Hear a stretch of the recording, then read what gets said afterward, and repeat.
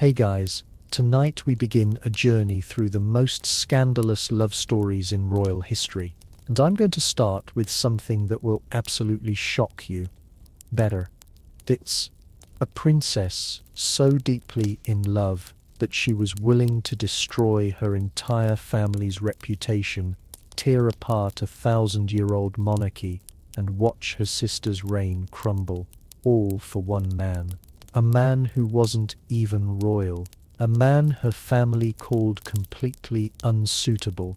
This isn't some fairy tale. This actually happened.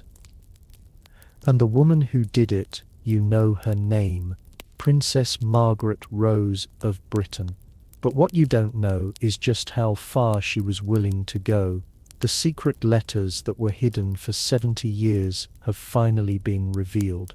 And they tell a story so passionate, so destructive, that it makes any modern royal scandal look like child's play.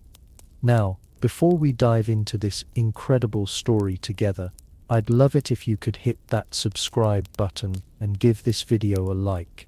But only if you're genuinely enjoying what we're exploring tonight. And tell me, where are you watching from right now? Are you tucked in bed?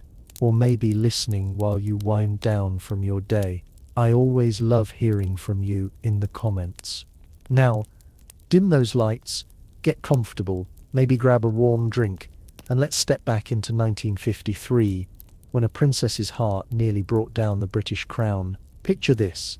It's the summer of 1953. The whole world is still buzzing about Queen Elizabeth's coronation. She's young, beautiful, the perfect fairy tale queen. But behind the palace walls, there's a secret tearing the royal family apart. Elizabeth's younger sister, Princess Margaret, is madly in love with a man who could destroy everything. His name was Peter Townsend, and here's what makes this story so fascinating. He wasn't some fortune-hunting playboy. He was actually a war hero, a respected member of the royal household.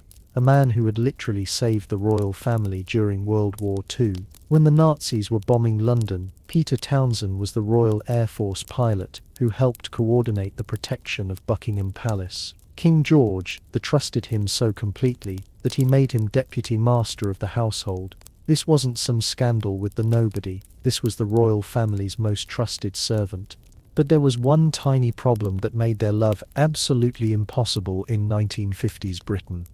Peter Townsend was divorced. Now you have to understand, this wasn't just about royal protocol. This was about the very foundation of the British monarchy. The Church of England, which the Queen leads, considered divorce a sin, and Margaret wasn't just any princess. She was second in line to the throne. If anything happened to Elizabeth, Margaret would become queen, a divorced queen's husband in 1953. It was unthinkable. But Margaret didn't care. According to recently released letters from the Royal Archives, she wrote to a close friend, "I love him with every fibre of my being. I would rather live in a cottage with Peter than in a palace without him."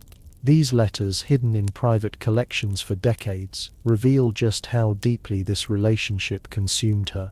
The first signs of trouble came during the coronation itself. Royal photographer Cecil Beaton noticed something unusual.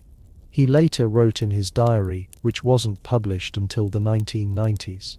During the ceremony, I watched Princess Margaret, while the whole world watched the Queen. Margaret's eyes were fixed on one person in the congregation, Group Captain Townsend. The way she looked at him, it was unmistakable. But the public had no idea.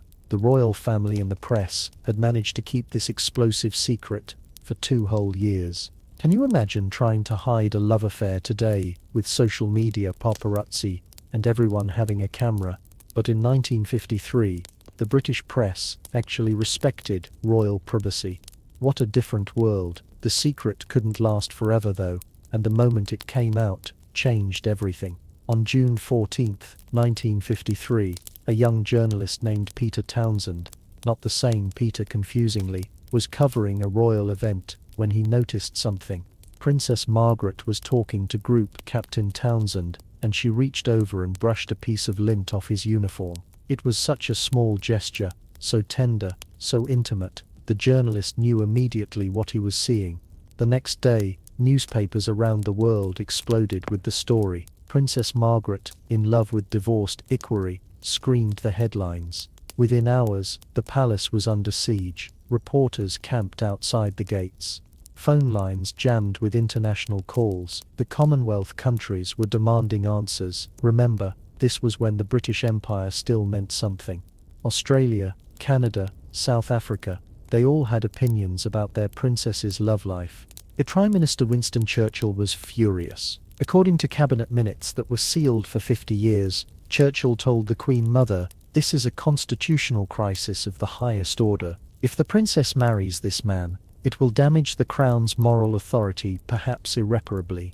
But here's where the story gets really heartbreaking. Margaret was only 22 years old. She'd lived her entire life in a fishbowl with every move scrutinized, every decision made for her, and for the first time she'd found real love. According to her Lady-in-Waiting's memoir, published in 2002, Margaret would often cry herself to sleep saying, "Why must I choose between love and duty? Why can't I have both?" The establishment closed ranks against her with brutal efficiency.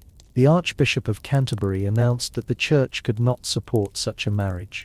The cabinet made it clear that if she married Townsend, she would lose her royal titles, her income, and her place in the succession. Even worse, she would be exiled from Britain for at least 5 years. Imagine being told you have to choose between the person you love and your entire family, your country, everything you've ever known. But Margaret had one card left to play. Under the Royal Marriage Act, she could wait until she turned 25 and then marry without the Queen's permission, as long as Parliament approved. So, they made a plan. Townsend would be sent away to Brussels as an heir attach, and they would wait 2 years. It seemed like forever, but love could wait, couldn't it? Those 2 years were agony for both of them. Townsend later described it in his autobiography. "Every day felt like a year. Every letter from her was a lifeline and a torture." They wrote to each other constantly. The letters that survive, and many were destroyed, revealed two people desperately trying to hold on to hope while the world tried to tear them apart. Margaret threw herself into royal duties, but those close to her said she was like a ghost. She lost weight, started smoking heavily, and developed the sharp wit that would become her trademark. But friends said it was really a defense mechanism. She was protecting herself from further hurt. Meanwhile, the government was working behind the scenes to make sure this marriage could never happen. They quietly changed laws, shifted policies, all to ensure that even when Margaret turned 25, the obstacles would be insurmountable. But here is the part that breaks your heart. When Townsend finally returned from Brussels in October 1955, something had changed. Margaret was now 25. She could make her own choice. The whole world waited to see what she would do. They met privately at Clarence House. According to Townsend's account, which he didn't publish until 30 years later, Margaret looked at him and said the words that would haunt them both forever. "Peter, I've made my decision. I cannot marry you." The public statement she released the next day was carefully crafted by palace officials, but those who knew her said you could hear her broken heart in every word. "I would like it to be known that I have decided not to marry Group Captain Peter Townsend. Mindful of the Church's teaching that Christian marriage is indissoluble and conscious of my duty to the Commonwealth, I have resolved to put these considerations before any others." But the real reason was simpler and more devastating. As she confided to her closest friend years later, "I realized that if I married Peter, I would destroy everything my sister was trying to build. I couldn't do that to Elizabeth. I couldn't do that to the crown. So I broke both our hearts instead." The aftermath was swift and final. Townsend married someone else within 2 years. A young Belgian woman who looked remarkably like Margaret. Margaret herself never found that kind of love again. She married photographer Anthony Armstrong Jones in 1960, but those close to the royal family said it was never the same. She was settling for companionship instead of passion. The cruel irony. Just 12 years later, Margaret's own marriage fell apart in a very public, very messy divorce. And by then, royal divorces were becoming almost routine. Prince Charles and Diana, Andrew and Sarah Ferguson, Anne and Mark Phillips. The very institution Margaret had sacrificed her happiness to protect was changing. Anyway, Townsend lived until 1995, and in his final interview, he was asked if he ever regretted what happened. He paused for a long moment and said, "I regret that the woman I loved had to carry such a burden. I regret that duty and love were presented as enemies when they should have been allies, but I will never regret loving her. She was extraordinary." Margaret died in 2002, and among her personal effects they found a small silver frame with a photograph inside. It wasn't of her ex-husband or her children. It was of a young Royal Air Force officer from 1953, looking handsome in his uniform. After almost 50 years, she still kept his picture close. This story shows us something profound about the price of being royal. In fairy tales, princesses get to marry for love. In real life, they have to choose between their hearts and their crowns. Margaret chose duty, but the cost was everything that made life worth living. And here's what makes this story even more relevant today. We're seeing the same patterns repeat. When Prince Harry married Meghan Markle, the establishment pushed back. When they decided to step away from royal duties, they were criticized for choosing love over duty.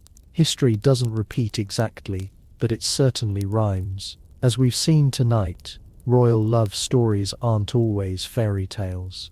Sometimes they're tragedies. Sometimes the princess has to sacrifice everything for the crown, even her own happiness. But as we'll discover in our next story, some royal women refuse to make that choice. Coming up, we'll explore how Marie Antoinette's secret affairs became so scandalous that they literally helped trigger a revolution. Her approach to love and duty was the complete opposite of Margaret's, and the consequences were far more dramatic. The French queen believed she could have both passion and power, but the price she paid was the ultimate one. Now, if Princess Margaret's story broke your heart because she chose duty over love, what I'm about to tell you will absolutely shock you, because just 2 centuries earlier, there was a queen who made the completely opposite choice. She chose passion over everything: her reputation, her country, even her life, and the consequences, well, they literally changed the course of world history. Marie Antoinette never actually said, "Let them eat cake." That's a myth. But what she did do was far more scandalous than any misquid phrase. She had affairs, multiple affairs, secret meetings, love letters that would make your romance novels blush. And here's the kicker: these weren't just personal scandals. These love affairs became the fuel that ignited the French Revolution. I'm talking about real passion that toppled kingdoms and sent queens to the guillotine. Think about that for a moment. When was the last time someone's love life literally changed the world? But Marie Antoinette's did, and the evidence that proves it has been sitting in archives for over 2 centuries, waiting for someone to connect the dots. Let me paint you a picture of 1770s France. Marie Antoinette from Austria at just 14 years old, 14 to marry the future King of France. Can you imagine being shipped off to a foreign country as a teenager to marry someone you've never met? But here's what nobody talks about. Her husband Louis XVI was, well, let's just say he wasn't exactly husband material. According to the memoirs of Madame Antoinette's First Lady-in-Waiting published in 1823, the royal marriage was a disaster from day one. Louis was shy, awkward, and completely uninterested in his beautiful young wife. Campan wrote, "The king would spend entire evenings at Versailles working on locks and keys in his workshop, while the queen sat alone in her chambers staring out at the gardens, tears streaming down her face." For 7 years, 7 whole years, their marriage wasn't even consummated. The French court was gossiping. Foreign ambassadors were sending worried reports back to their governments. And Maria Antoinette was slowly dying of loneliness in the most luxurious prison in the world. So what's a young, beautiful, neglected queen supposed to do? Well, Marionette decided to find comfort elsewhere, and her first choice was absolutely scandalous for the time. His name was Count Axel von Fem. Swedish nobility, devastatingly handsome and completely devoted to the Queen of France. Their affair began around 1774, and we know this because of something incredible. Fanin kept a secret diary written in code that wasn't deciphered until 9. In it he wrote, "I live only for her happiness. Every moment away from her is agony, every stolen glance a treasure." But here's where it gets really interesting. Maria Antoinette wasn't just having a simple affair, she was conducting what we'd now call psychological warfare against the French establishment. According to historian Stephan's biography, Marie Antoinette, the portrait of an average woman, published in 1932, the Queen deliberately flaunted court protocol to be near Fen. She would dance with him for hours at palace balls, have private audiences with him in her apartments, and this was the really shocking part. She gave him access to state secrets, the French spies who were watching her because yes, they were spying on their own queen, reported back to the king's ministers that Fen was reading confidential diplomatic correspondence. Imagine that happening today, a foreign national having access to classified information because he's sleeping with the leader's wife. It would be front-page news for months. But Marie Antoinette didn't stop with just one affair. Oh no, according to court records that weren't made public until the 1960s, she had at least 3 major romantic relationships that we know of. After Ferd, there was the Duke of Quay, a French military officer who wrote her passionate poetry. One poem discovered in his family's estate in 1952 contained the line, "My queen, my goddess, my reason for breathing. Without you, I am nothing but dust beneath your feet." And then there was Count Esther, an Austrian diplomat, who may have been her last love affair. In letters found in the Vienna State Archives in 1987, he wrote to his brother, "The Queen honors me with her affections. I know this could cost me my head, but what is life without love?" Now you might be thinking, okay, so the Queen had affairs. Lots of royal wives did. What's the big deal? Well, here's what makes Marie Antoinette's story different. Her affairs weren't just personal scandals, they became political weapons. The French people were starving, literally starving. Bread prices had skyrocketed. Unemployment was massive, and the country was bankrupt from financing the American Revolution. Meanwhile, their queen was spending enormous amounts of money on gift for her lovers. The account books from Versailles, analyzed by historian Simon Chamard in Citizens, a chronicle of the French Revolution, show that Marie Antoinette spent the equivalent of millions of dollars in today's money on jewelry, horses, and estates for her romantic interests. But the real scandal wasn't the money, it was the perception. Political enemies started spreading rumors that Marie Antoinette was selling French military secrets to her foreign lovers. They called her l'Autrichienne, the Austrian, and claimed she was more loyal to her lovers than to France. The most damaging rumor involved Count Fersen and the so-called diamond necklace affair of 7. Now, Marie Antoinette was actually innocent in this scandal. She was framed by con artists who used her reputation for extravagance against her. But the French people didn't care about the truth. They believed their queen had tried to buy a necklace worth the equivalent of $15 million today for one of her lovers. The pornographic pamphlets that started circulating about Marie Antoinette, and we're talking hundreds of different publications, didn't just attack her morals, they accused her of treason. According to historian Chantal Thomas's book The Wicked Queen, published in 1999, over 800 different satirical works were published about Marie Antoinette between 1785 and 7. That's more negative press than any modern celebrity has ever received. It's really heartbreaking about this story. Marie Antoinette's love letters to Count Fersen, discovered in Swedish archives in 1982, reveal a woman who was desperately trying to find happiness in an impossible situation.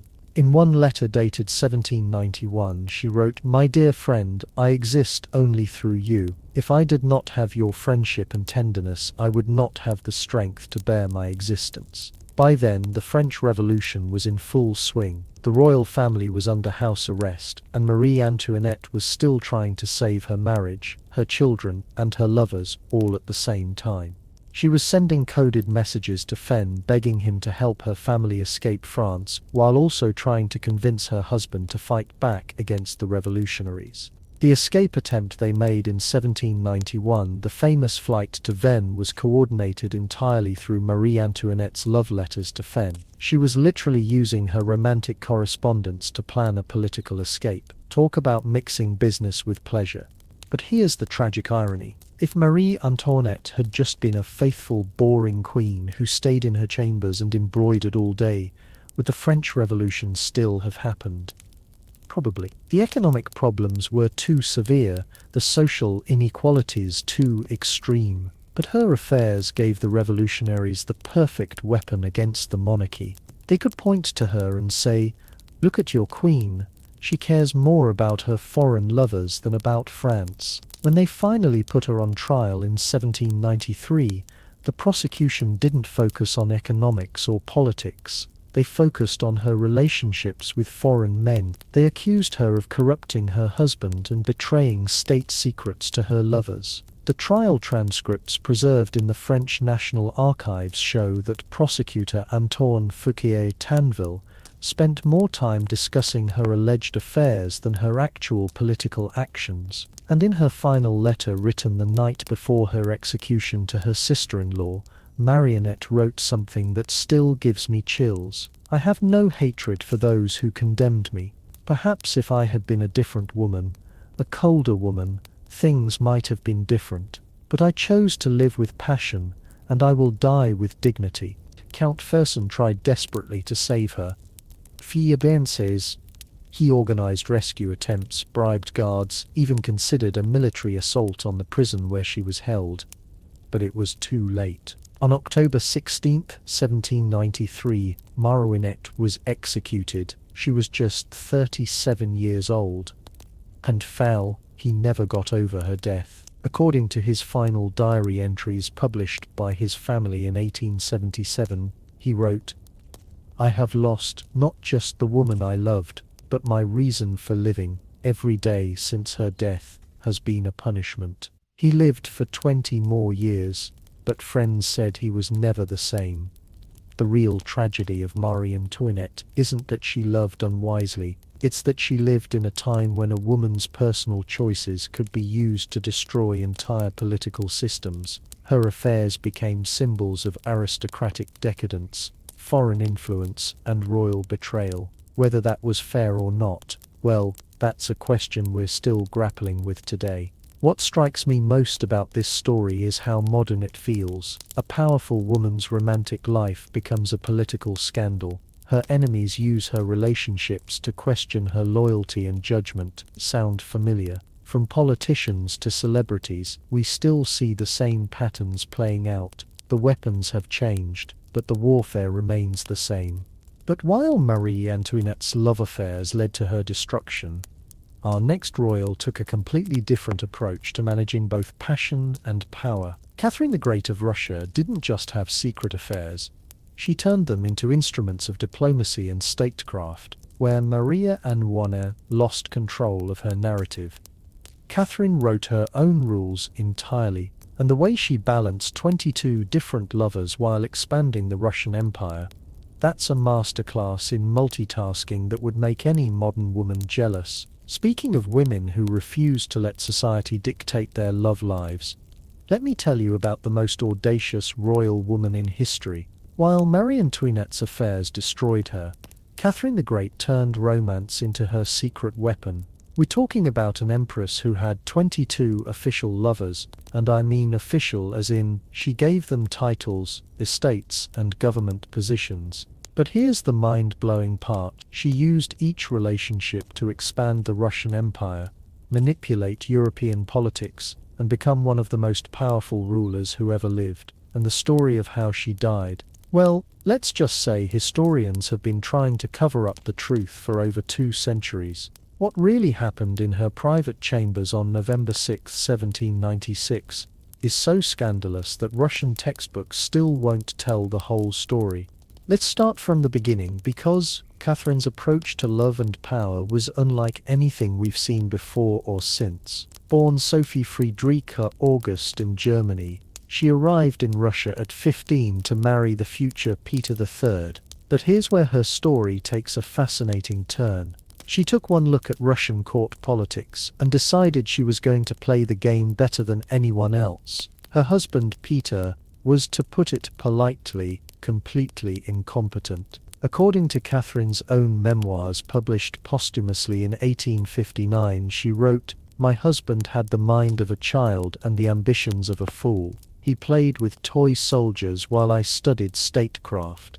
But instead of suffering in silence like so many royal wives, Catherine made a calculated decision. If her marriage couldn't give her happiness, she would find it elsewhere. And if Russia needed a strong ruler, she would become one. Her first affair was with Sergei Seltikov, a handsome court chamberlain. But this wasn't just teenage romance. This was strategic. According to historian Robert Massey's definitive biography, Catherine the Great: Portrait of a Woman, published in 2011, Catherine deliberately chose Seltikov because he had connections to the military and could help her understand Russian power structures.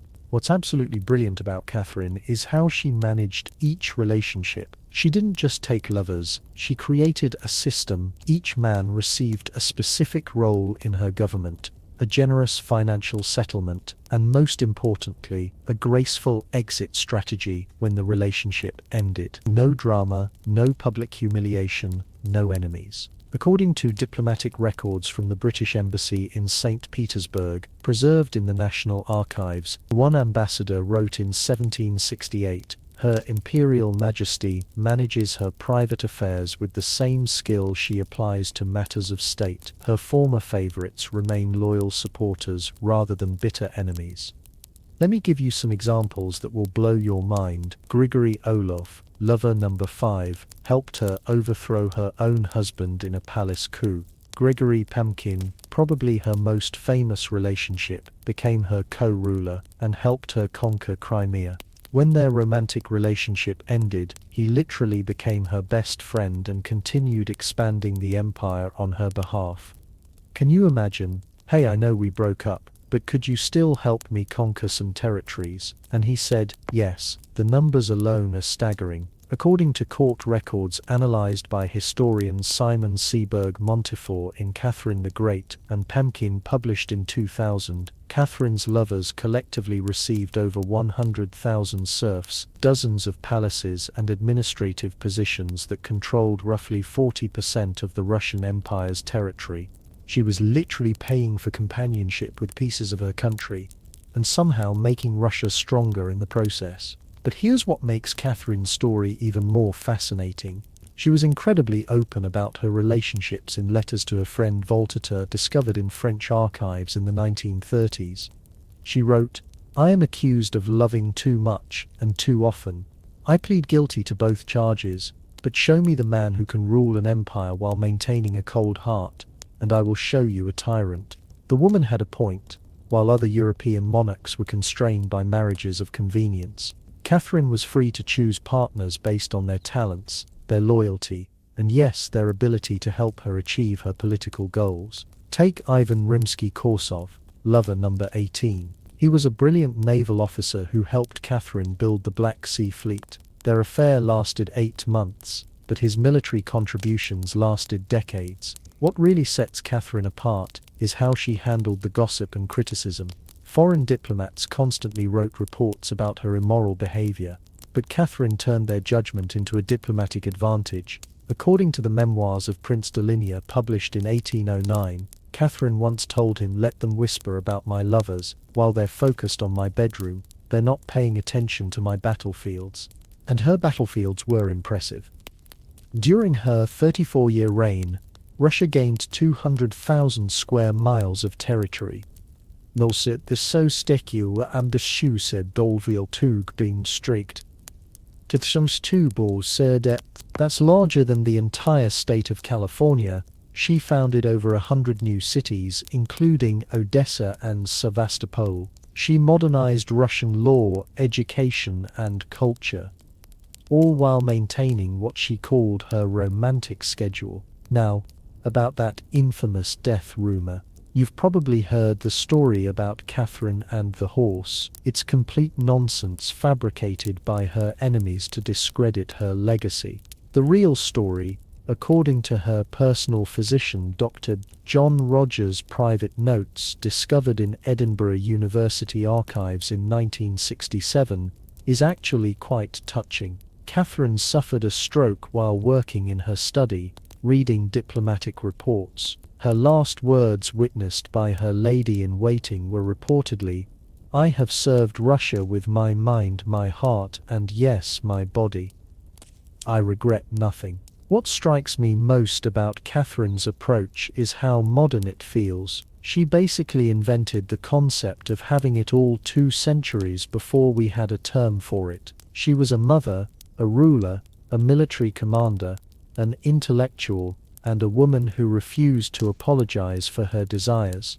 Think about the double standard she faced. Those major rulers throughout history had countless mistresses, and historians barely mention it. But Catherine, who used her relationships to strengthen her empire and never let romance interfere with statecraft, is still judged for her personal choices 3 centuries later. Her final lover, Clayton Zuboff, was 40 years younger than her. She was 60 when their relationship began. Critics called it scandalous, but Catherine didn't care. In her final diary entry found among her private papers in 1917, she wrote, "Age is just a number. Power is eternal. Love is renewable. Regret is pointless." Catherine's system worked because she understood something that many powerful people never learn. Personal happiness and professional success don't have to be mutually exclusive. She found a way to satisfy her emotional needs while serving her political goals. She created the template for the modern power woman centuries before anyone else tried it. The really incredible part, none of her lovers ever betrayed her. Not one. In an era when royal favorites routinely plotted against their benefactors, Catherine's ex-boyfriends remained loyal until death. That tells you something about her character and her judgment. Compare that to our modern scandals where relationships seem to destroy careers more often than they enhance them. Catherine proved that with the right approach, personal and professional lives can actually strengthen each other. She turned romance into statecraft and came out stronger on both fronts. But Catherine's story of triumph through strategic romance is about to take us in a completely different direction, because while she used love as a tool of empire building, our next royal woman faced a much more sinister situation. Anne Boleyn thought she could manipulate the King of England the same way Catherine managed her empire, but Henry VIII wasn't Peter III, and the gay man was playing had much deadlier rules. One intercepted message, one moment of alleged betrayal, and suddenly we're talking about treason, adultery, and the executioner's block. Here's something that will keep you awake tonight. What if I told you that a single piece of intercepted correspondence, basically the 16th century equivalent of a text message, sealed the fate of one of history's most famous queens? We're talking about evidence so flimsy that it wouldn't hold up in a modern traffic court, yet it was enough to send Anne Boleyn to the executioner's block. And here's the really chilling part. New evidence discovered in 2019 suggests that not only was Anne innocent, but Henry VIII knew it all along. The message that destroyed her. Just 11 words. There's 11 words. The 11 words that changed English history forever. Broke from Rome and created the Church of England. But here's what nobody talks about. Those 11 words might have been completely fabricated. Let me take you back to May the 2nd, 1536. Anne Boleyn is at the height of her power. She's Queen of England, mother to the future Elizabeth II, and the woman who convinced Henry VII to tear apart the Catholic Church just to marry her. But there's trouble in paradise. Henry is getting tired of Anne. She's had several miscarriages. She's not giving him the male heir he desperately wants, and worst of all, she's not the submissive wife he thought he was getting. You see, Anne Boleyn wasn't like other queens. According to historian Eric Ives, in his definitive biography, The Life and Death of Anne Boleyn, published in 2004. Anne was educated, opinionated, and absolutely refused to disappear into the background once she became queen. She continued to influence policy, argue with the king's advisors, and express her own political opinions. In Henry's mind, this wasn't queenly behavior, this was betrayal. But Henry needed a reason to get rid of her. You couldn't just divorce the woman you had already moved heaven earth to marry. So his chief minister, Thomas Cromwell, came up with a plan so devious, so perfectly crafted, that it worked exactly as intended. They would accuse Anne of adultery, the one crime that could destroy her completely. The investigation began in secret. According to the testimony preserved in the National Archives in London, Cromwell's agents started interrogating Anne's servants, her ladies-in-waiting, even the musicians in her court. They were looking for any evidence, any suggestion, any rumour that the Queen had been unfaithful. And then they found their smoking gun, a letter. Well, actually what they claimed was a letter. The original document has never been found, which is suspicious enough. But according to the prosecution records from Anne's trial, this letter was supposedly sent from Anne to one of her alleged lovers, Henry Norris, the king's groom of the stool. Here's what the letter allegedly said. It makes me to remember the time when first you and I talked together privately. 11 words. That's it. That's the evidence that condemned a queen. Now, let me ask you something. Does that sound like a love letter to you? Because it doesn't to me. It sounds like someone remembering a conversation. But Cromwell's prosecutors claimed this was proof of an intimate relationship. They said the word privately implied something sexual, that remember, the time suggested ongoing romantic meetings. If that seems like a stretch, you're absolutely right. According to legal historian John Guy's analysis in The Children of Henry VIII, published in the case against Anne Boleyn was so weak that it wouldn't have survived 5 minutes in a modern courtroom. But this was 1536, and Henry VII was judge, jury, and executioner. But here's where the story gets really sinister. Cromwell didn't stop with one questionable letter. He created an entire conspiracy. He claimed Anne had affairs with 5 different men: Henry Norris, William Brighton, Francis Weston, Mark Smeaton, a court musician, and her own brother George. 5 different men, including her brother. The accusation of incest was so shocking that it guaranteed no one would defend her. The evidence for these alleged affairs almost non-existent. For Henry Norris, there was that 11-word letter. For William Brighton, the evidence was that Anne had supposedly given him a handkerchief, which was considered a token of affection. A handkerchief. For Francis Weston, witnesses claimed Anne had flirted with him at court functions, and for Mark Smeaton, the only confession came after he was tortured. Think about that for a moment. We're talking about a queen who was constantly surrounded by guards, ladies-in-waiting, and servants. Her every move was watched and recorded. When would she have had time for 5 different affairs? According to the detailed court records, analysed by historian Ruther Warwicker in The Rise and Fall of Anne Boleyn, published in Anne's schedule was so packed with official duties that she barely had time to sleep, let alone conduct multiple secret relationships. But the most damning piece of evidence wasn't about Anne's alleged affairs, it was about her attitude. According to the trial transcripts preserved in the British National Archives, the prosecution spent more time discussing Anne's unwomanly behaviour than her supposed adultery. They accused her of mocking the king, of laughing about his sexual performance, of discussing his personal business with her ladies-in-waiting. And here's the really chilling part. Some of that was probably true. Anne Boleyn was intelligent, witty, and she definitely had opinions about her husband. In an era when wives were expected to be silent and submissive, Anne was neither. According to the Spanish ambassador Eustace Chapo reports to Emperor Charles V, discovered in Spanish archives in the 1960s, Anne speaks her mind freely and fears no one, not even the king. That attitude, more than any alleged affair, is what really sealed her fate. Henry de couldn't tolerate a wife who treated him as an equal instead of a god, so Cromwell gave him the perfect excuse to get rid of her.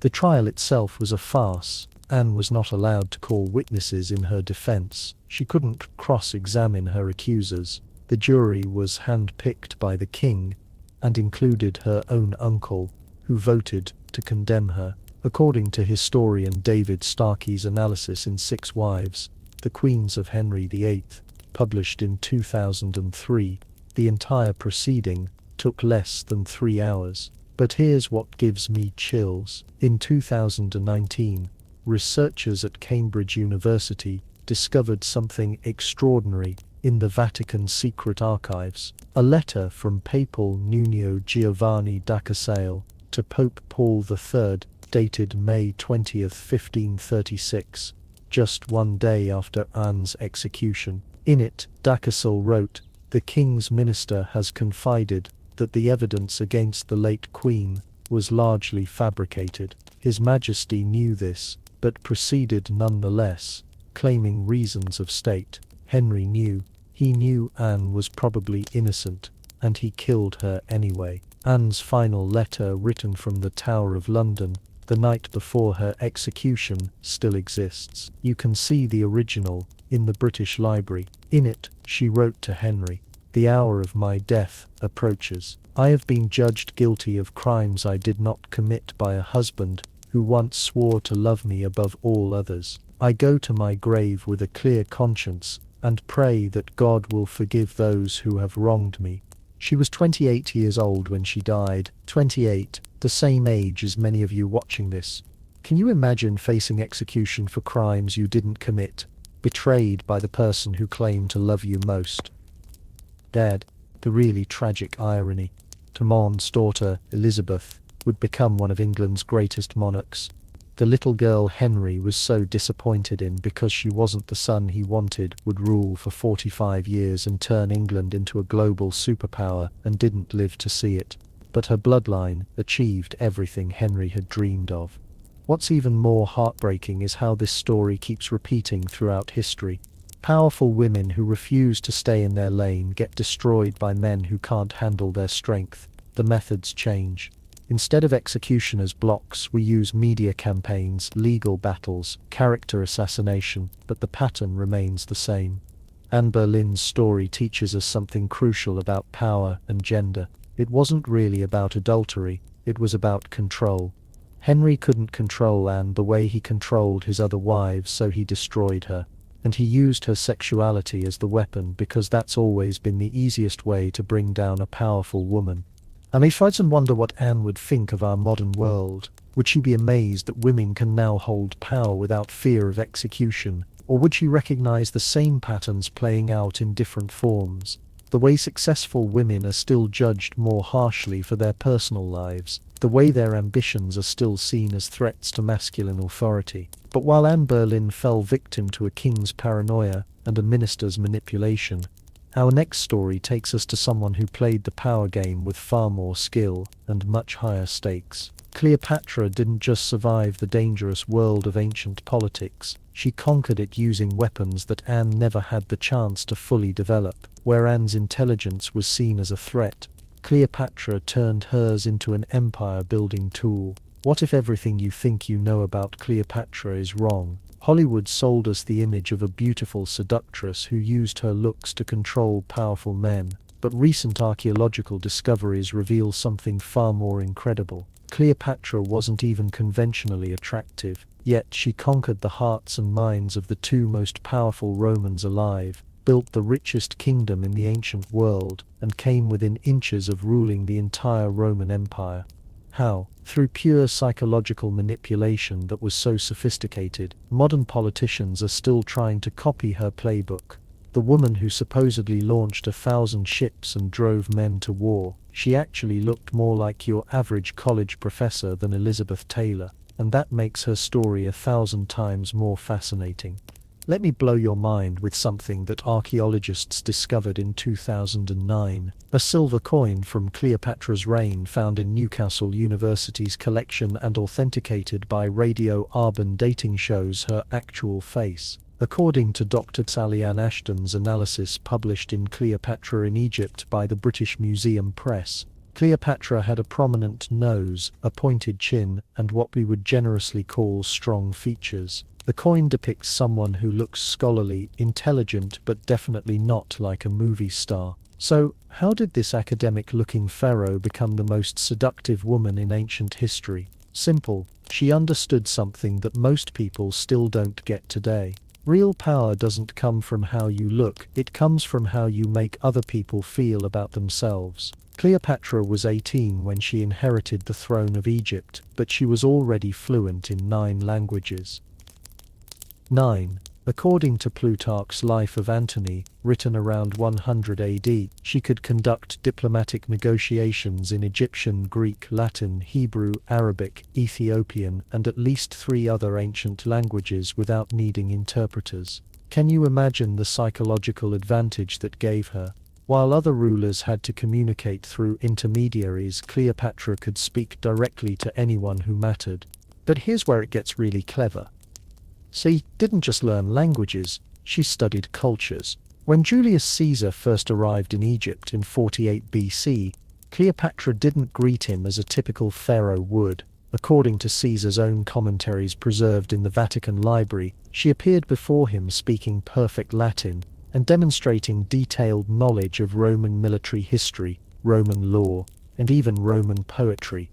Think about that for a moment. Caesar was expecting to meet another Eastern potentate who would grovel for his favor. Instead, he found someone who could discuss Cicero's speeches and quote Virgil's poetry better than most Roman senators. The psychological impact must have been staggering. But Cleopatra's real genius was understanding what each man needed emotionally and then becoming exactly that person. With Julius Caesar, she presented herself as an intellectual equal. According to Asian civil wars, written in the 2nd century AD, Caesar spent hours in the Great Library of Alexandria discussing philosophy and science with Cleopatra. She made him feel like the brilliant statesman he wanted to be, not just the military dictator everyone feared. Their first meeting has become legendary, but most people don't know the real story. Yes, she had herself smuggled into Caesar's quarters rolled up in a carpet, but this wasn't some romantic gesture. According to historian Stacy Schiff's Cleopatra, A Life, published in 2010, this was a calculated political statement. Cleopatra was showing Caesar that she could outmaneuver his security, that she was resourceful enough to be a valuable ally and dramatic enough to capture his imagination. The carpet trick worked perfectly. Caesar was so impressed that he spent the entire winter of 484–7 BC in Alexandria, something no Roman general had ever done. His soldiers were literally getting restless. But Caesar couldn't tear himself away from Egypt. According to Dio Cassius's Roman history, written in the 3rd century, Caesar told his advisors, "This woman understands power better than any man I've met." And she proved it. During their relationship, Egypt's economy grew by an estimated 300%. How do we know this? Papyrus tax records discovered in Oxyrhynchus in the 1890s show massive increases in trade revenues during Cleopatra's reign. She wasn't just charming Caesar, she was using their relationship to rebuild Egypt's prosperity. But here's what makes Cleopatra truly extraordinary. When Caesar was assassinated in 44 BC, she didn't fall apart. She didn't retreat to Egypt and mourn. She immediately started calculating her next move. Within months she had identified Mark Antony as Caesar's likely successor and began planning her approach. Now, Antony was completely different from Caesar. Where Caesar was intellectual and calculated, Antony was emotional and impulsive. So, Cleopatra completely reinvented herself. According to Plutarch's account, when she sailed to meet Antony in Tarsus in 41 BC, she arrived dressed as Aphrodite, the goddess of love, on a golden barge with purple sails and silver armures. But here's the detail that shows her psychological sophistication. She made Antony wait, according to ancient sources cited by historian Adrian Goldsworthy in Antony and Cleopatra. Published in 2010, Cleopatra anchored her barge in full view of Antony's camp, but refused to come ashore for 3 days. She let anticipation build, she let anticipation build, she let rumors spread about her incredible luxury. She made herself into the most desired prize in the Mediterranean before they even met. When they finally did meet, Cleopatra had transformed herself into everything Antony fantasized about. Where she had been Caesar's intellectual companion, she became Antony's passionate lover. Where she had discussed philosophy with Caesar, she organized elaborate parties and hunts for Antony. She gave each man exactly what he needed to feel complete. The results speak for themselves. Antony essentially abandoned Rome for Egypt. He gave Cleopatra control of Cyprus, Crete, and parts of Syria. According to Octavian's propaganda preserved in Augustus's Resist, Antony was spending Roman money to fund Egyptian projects and elevating Cleopatra above Roman law. But Cleopatra's masterstroke was her children. She had a son with Caesar, Caesarion, and 3 children with Antony. These weren't just romantic gestures. They were political insurance policies. Each child represented a potential claim to Roman power. According to papyrus documents found at Heracleopolis in 1899, Cleopatra was already planning how her children would inherit both Egyptian and Roman territories. Think about the long-term strategy here. Cleopatra was essentially trying to merge the eastern and western halves of the Mediterranean world under her family's control. If she had succeeded, world history would have been completely different. We might all be speaking Egyptian instead of Latin-derived languages. What's really remarkable is how close she came to pulling it off. At the Battle of Actium in 31 BC, Antony and Cleopatra's combined forces actually outnumbered Octavian's fleet. According to military historian John Warry's analysis in Warfare in the Classical World, published in 1995, they had 230 ships to Octavian's 400, but Cleopatra's ships were larger and better equipped. The battle was decided by a single tactical mistake. When Cleopatra saw the tide turning against them, she ordered her ships to retreat to Egypt. Antony, completely devoted to her, abandoned his own fleet to follow her. It was a decision made from love, not logic, and it cost them everything. But even in defeat, Cleopatra maintained her dignity and her strategy. According to Dionysius, when Octavian entered Alexandria, he found Cleopatra still negotiating, still trying to secure her children's future, still convinced she could find a way to survive. Her final act, suicide by a spite, was itself a political statement. In Egyptian mythology, the aspi bite guaranteed transformation into a goddess. What modern archaeology has revealed about Cleopatra's tomb site, currently being excavated by Dr. Kathleen Martinez in Taposaurus Magna, suggests that even her burial was planned as a propaganda victory. According to findings published in National Geographic in 2022, the tomb complex seems designed to present Cleopatra and Antony as divine rulers of a unified Mediterranean empire. Here's what I find most incredible about Cleopatra's story. She almost succeeded in changing the entire course of Western civilization, using nothing but psychological insight and emotional intelligence. No armies, no inherited alliances, just pure understanding of human nature. Imagine if she had won at Actium, instead of the Roman Empire spreading Latin culture and eventually Christianity across Europe. We might have had an Egyptian-dominated world that preserved ancient knowledge and developed along completely different lines. The Library of Alexandria might never have been destroyed. Ancient scientific advances might have continued uninterrupted. Cleopatra proved that intelligence and emotional sophistication could be more powerful than armies or treasuries. She turned herself into the most influential woman in the ancient world simply by understanding what powerful men needed and becoming exactly that person. But what strikes me most about her story is how relevant it feels today in our modern world of personal branding and social media. Isn't Cleopatra's strategy exactly what successful people do? They study their audience, understand what people want to see, and present themselves accordingly. She was doing influencer marketing 2000 years before Instagram existed. Now, from the ancient world's greatest strategic mind, we're about to jump into something completely different and heartbreakingly familiar. While Cleopatra mastered the art of public perception, our next story shows what happens when the media turns against a royal woman.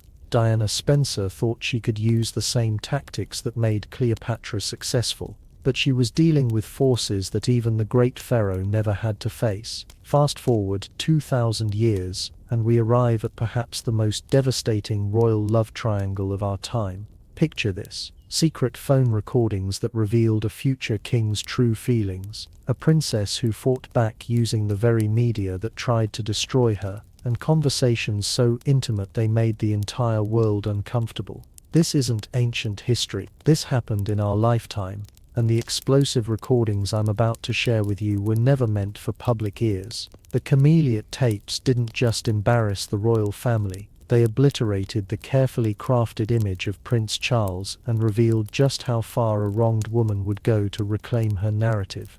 Diana Spencer learned Cleopatra's lesson about controlling public perception, but she weaponized it in ways that would have made the ancient pharaoh proud.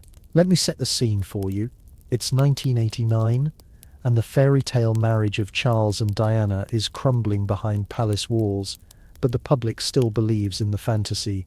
They see the perfect princess attending charity events, the devoted mother with her 2 young sons, the future queen who seems to have it all. What they don't know is that Diana has discovered something that will change everything.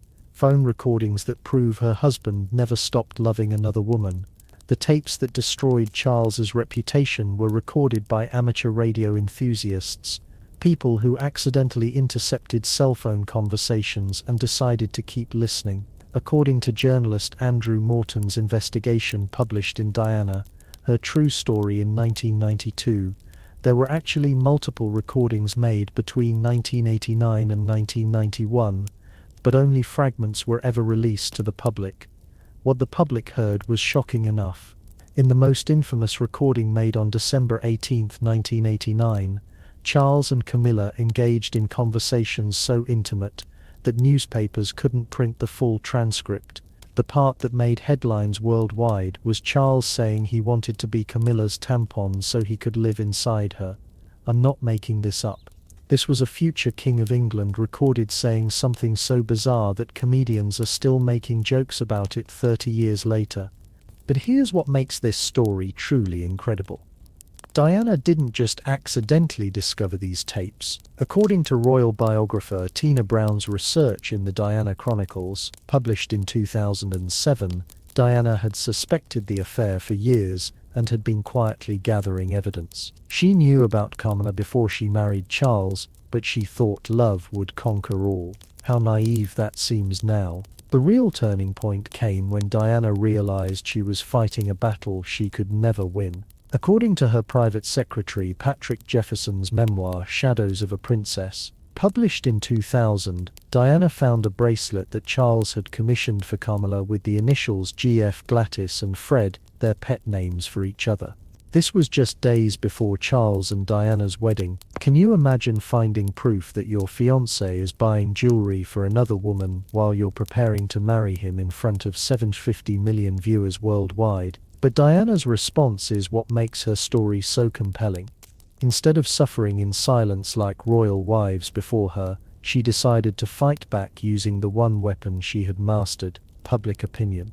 According to journalist Martin Basher's notes from his famous 1995 interview with Diana, recently released by the BBC in 2021, Diana told him, "I had to make them choose between Camilla and me, and I was going to make sure the public knew exactly what was happening."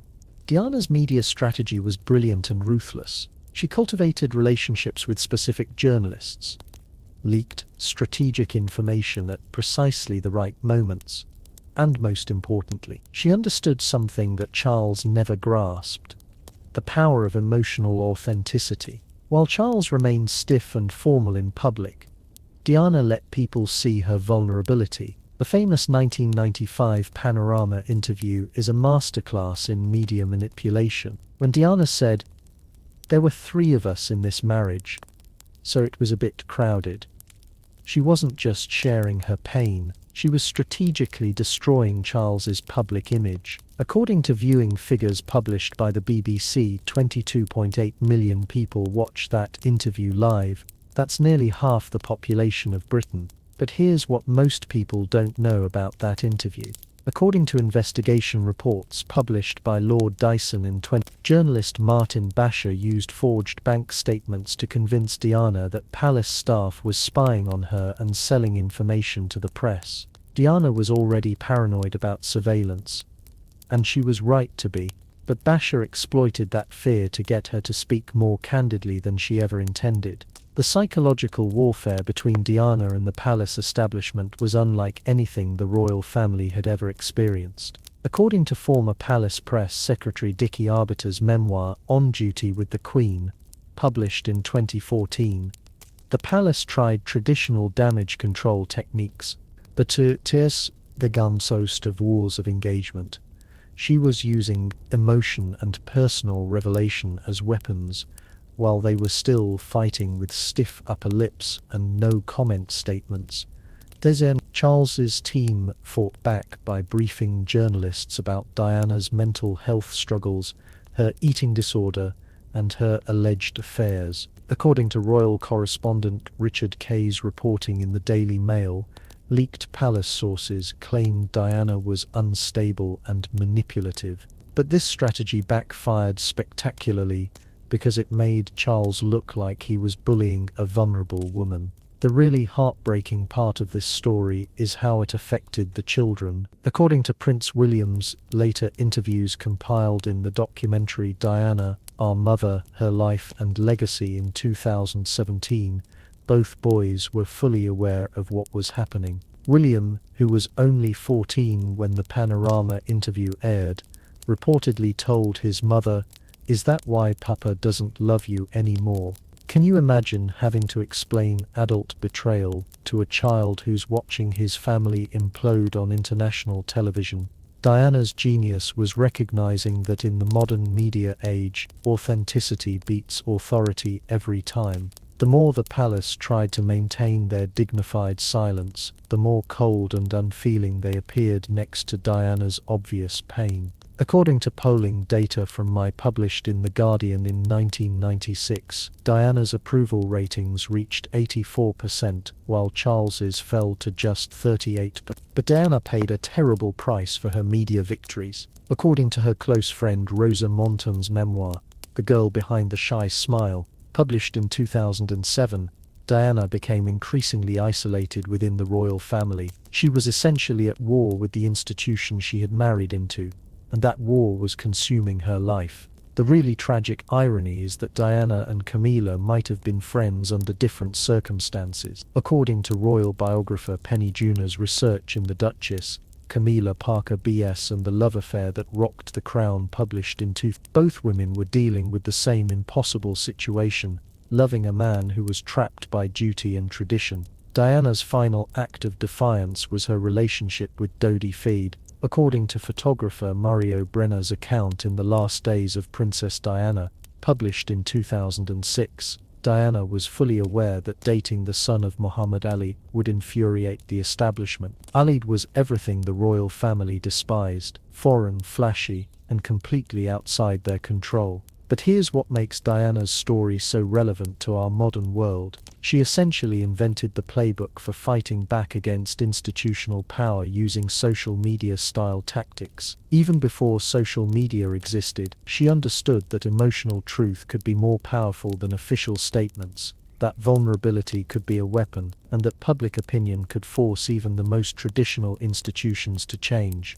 Think about how many times we've seen this pattern repeated in recent years. People use personal revelation and emotional authenticity to challenge institutional authority. Diana pioneered this approach in the 1990s and was still living with the consequences. The saddest part is that Diana never got to see how the story ended. Charles and Camilla did eventually marry in 2005, and Camilla has actually become quite popular with the British public. Diana's sons both found love on their own terms, William with a commoner he chose himself, and Harry with an American actress who reminds many people of Diana's independent spirit. Would Diana have approved of how things turned out? According to her friend and voice coach Stuart Pearce, quoted in Diana, The Voice of Change, published in 2005, Diana once said, "I don't want to destroy Charles, I just want him to be honest about who he loves." In the end, maybe she got exactly what she wanted, but Diana's war with the palace establishment reveals something crucial about power in the modern world. The old rules about deference and dignity don't work anymore when anyone can broadcast their truth to millions of people. Diana proved that emotional authenticity could topple centuries of royal protocol, but she also showed us the personal cost of waging that kind of war. Her story makes me wonder, in our age of social media and instant communication, are we all becoming like Diana, fighting our personal battles in public, using our vulnerability as a weapon, demanding that institutions change to accommodate our individual needs, and if so, are we prepared for the consequences? While Diana fought her battles in the harsh glare of modern media scrutiny, our next royal woman chose a completely different approach to securing her love. When Wallis Simpson set her sights on the King of England, she used methods that were both more subtle and more devastating than anything Diana attempted. But the price she paid wasn't just personal embarrassment, it was accusations of treason that would follow her to the grave. You think modern scandals are explosive? Let me tell you about the twice-divorced American socialite who didn't just steal a king's heart. She may have stolen military secrets that could have changed the outcome of World War II. What I'm about to reveal comes from classified FBI files that weren't released until 2003, and they paint a picture of Wallis Simpson that's far more complex and controversial than the simple love story we've all been told. This isn't just about a woman who convinced a king to give up his throne. This is about espionage, Nazi connections and political maneuvering that went straight to the top of the Third Reich. The woman who claimed she just wanted to marry for love might have been playing a much more dangerous game. But let's start with what everyone thinks they know. In 1936, King Edward VIII shocked the world by abdicating his throne to marry Wallis Simpson, an American divorce. The official story is romantic, a king who chose love over duty. A woman who never wanted the crown but couldn't resist true love. It's been turned into movies, books and countless romantic fantasies. The truth. According to FBI documents declassified under the Freedom of Information Act and analyzed by historian Andrew Morton in 17 Carnations, the Royals, the Nazis and the Biggest Cover-Up in History, published in 2015. Wallis Simpson was under investigation by British intelligence, American intelligence, and German intelligence, sometimes all at the same time. Let's go back to how this all started. Wallis Simpson wasn't some innocent American who accidentally charmed a king. According to her FBI file number 6551113, she was a sophisticated woman who'd already been married twice and had connections throughout international society. Her first husband, Earl Winfield Spencer Jr., was a US Navy pilot, and through him she gained access to military and political circles that would prove useful later. But here's where the story gets really interesting. In 1924, Wallis spent time in China with her first husband, who was stationed there with the Navy. According to biographer Charles Hames' controversial research in The Duchess of Windsor, The Secret Life, published in Wallis learned sexual techniques during her time in China that she later used to maintain her hold over Edward. Hames claims she learned what was called the Singapore grip, but honestly, we don't need to get into those details. What's important is that Wallis understood the power of sexual influence long before she met the future king. When Wallis arrived in London society in the early 1930s, she wasn't just another American tourist. According to diplomatic cables discovered in the National Archives, she was already connected to prominent Nazi sympathizers, including Lady Emerald Kinnaird and the Mitford sisters. These weren't casual acquaintances. These were people who were actively promoting better relations between Britain and Germany.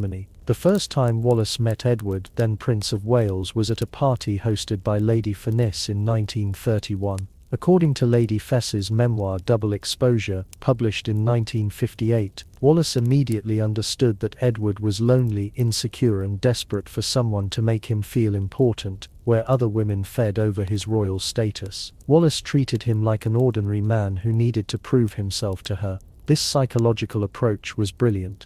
Edward had never been taken seriously by his father King George, who famously said, "After I am dead, the boy will ruin himself within 12 months. According to Edward's own memoir, A King's Story, published in 1951, he felt inadequate and overlooked his entire life. Wallace gave him something no one else had, the feeling that he had to earn her attention.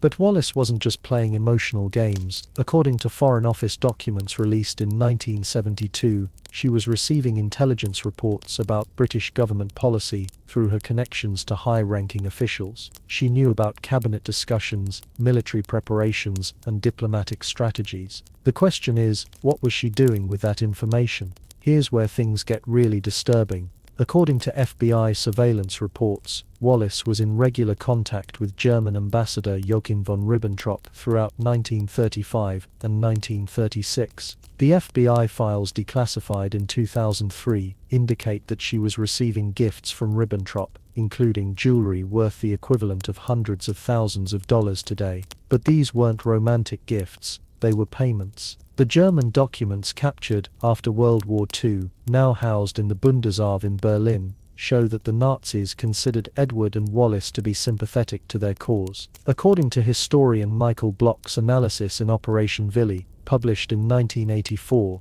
Hitler himself believed that if Edward remained king, Britain might be convinced to remain neutral in any European conflict. Think about the implications here. Wallace wasn't just influencing a lovesick prince, she was potentially shaping British foreign policy in favor of Nazi Germany. According to the Marburg files, discovered by Allied forces in the Germans were so confident in Edward's sympathies that they planned to restore him to the throne after a successful invasion of Britain. The abdication crisis of 1936 wasn't just about marriage and morality, it was about national security. According to cabinet papers released in 1986, Prime Minister Stanley Baldwin and his advisors were deeply concerned about Edward's judgment and his susceptibility to foreign influence. They couldn't say this publicly, of course, so they focused on the marriage issue instead. But here's what makes the story even more incredible. According to transcripts of wiretapped conversations preserved in MI5 files and released in 1999, Wallace herself was having doubts about the relationship by late 1936. She apparently told a friend, "I never wanted to be queen, I just wanted to have fun and maybe make some money along the way."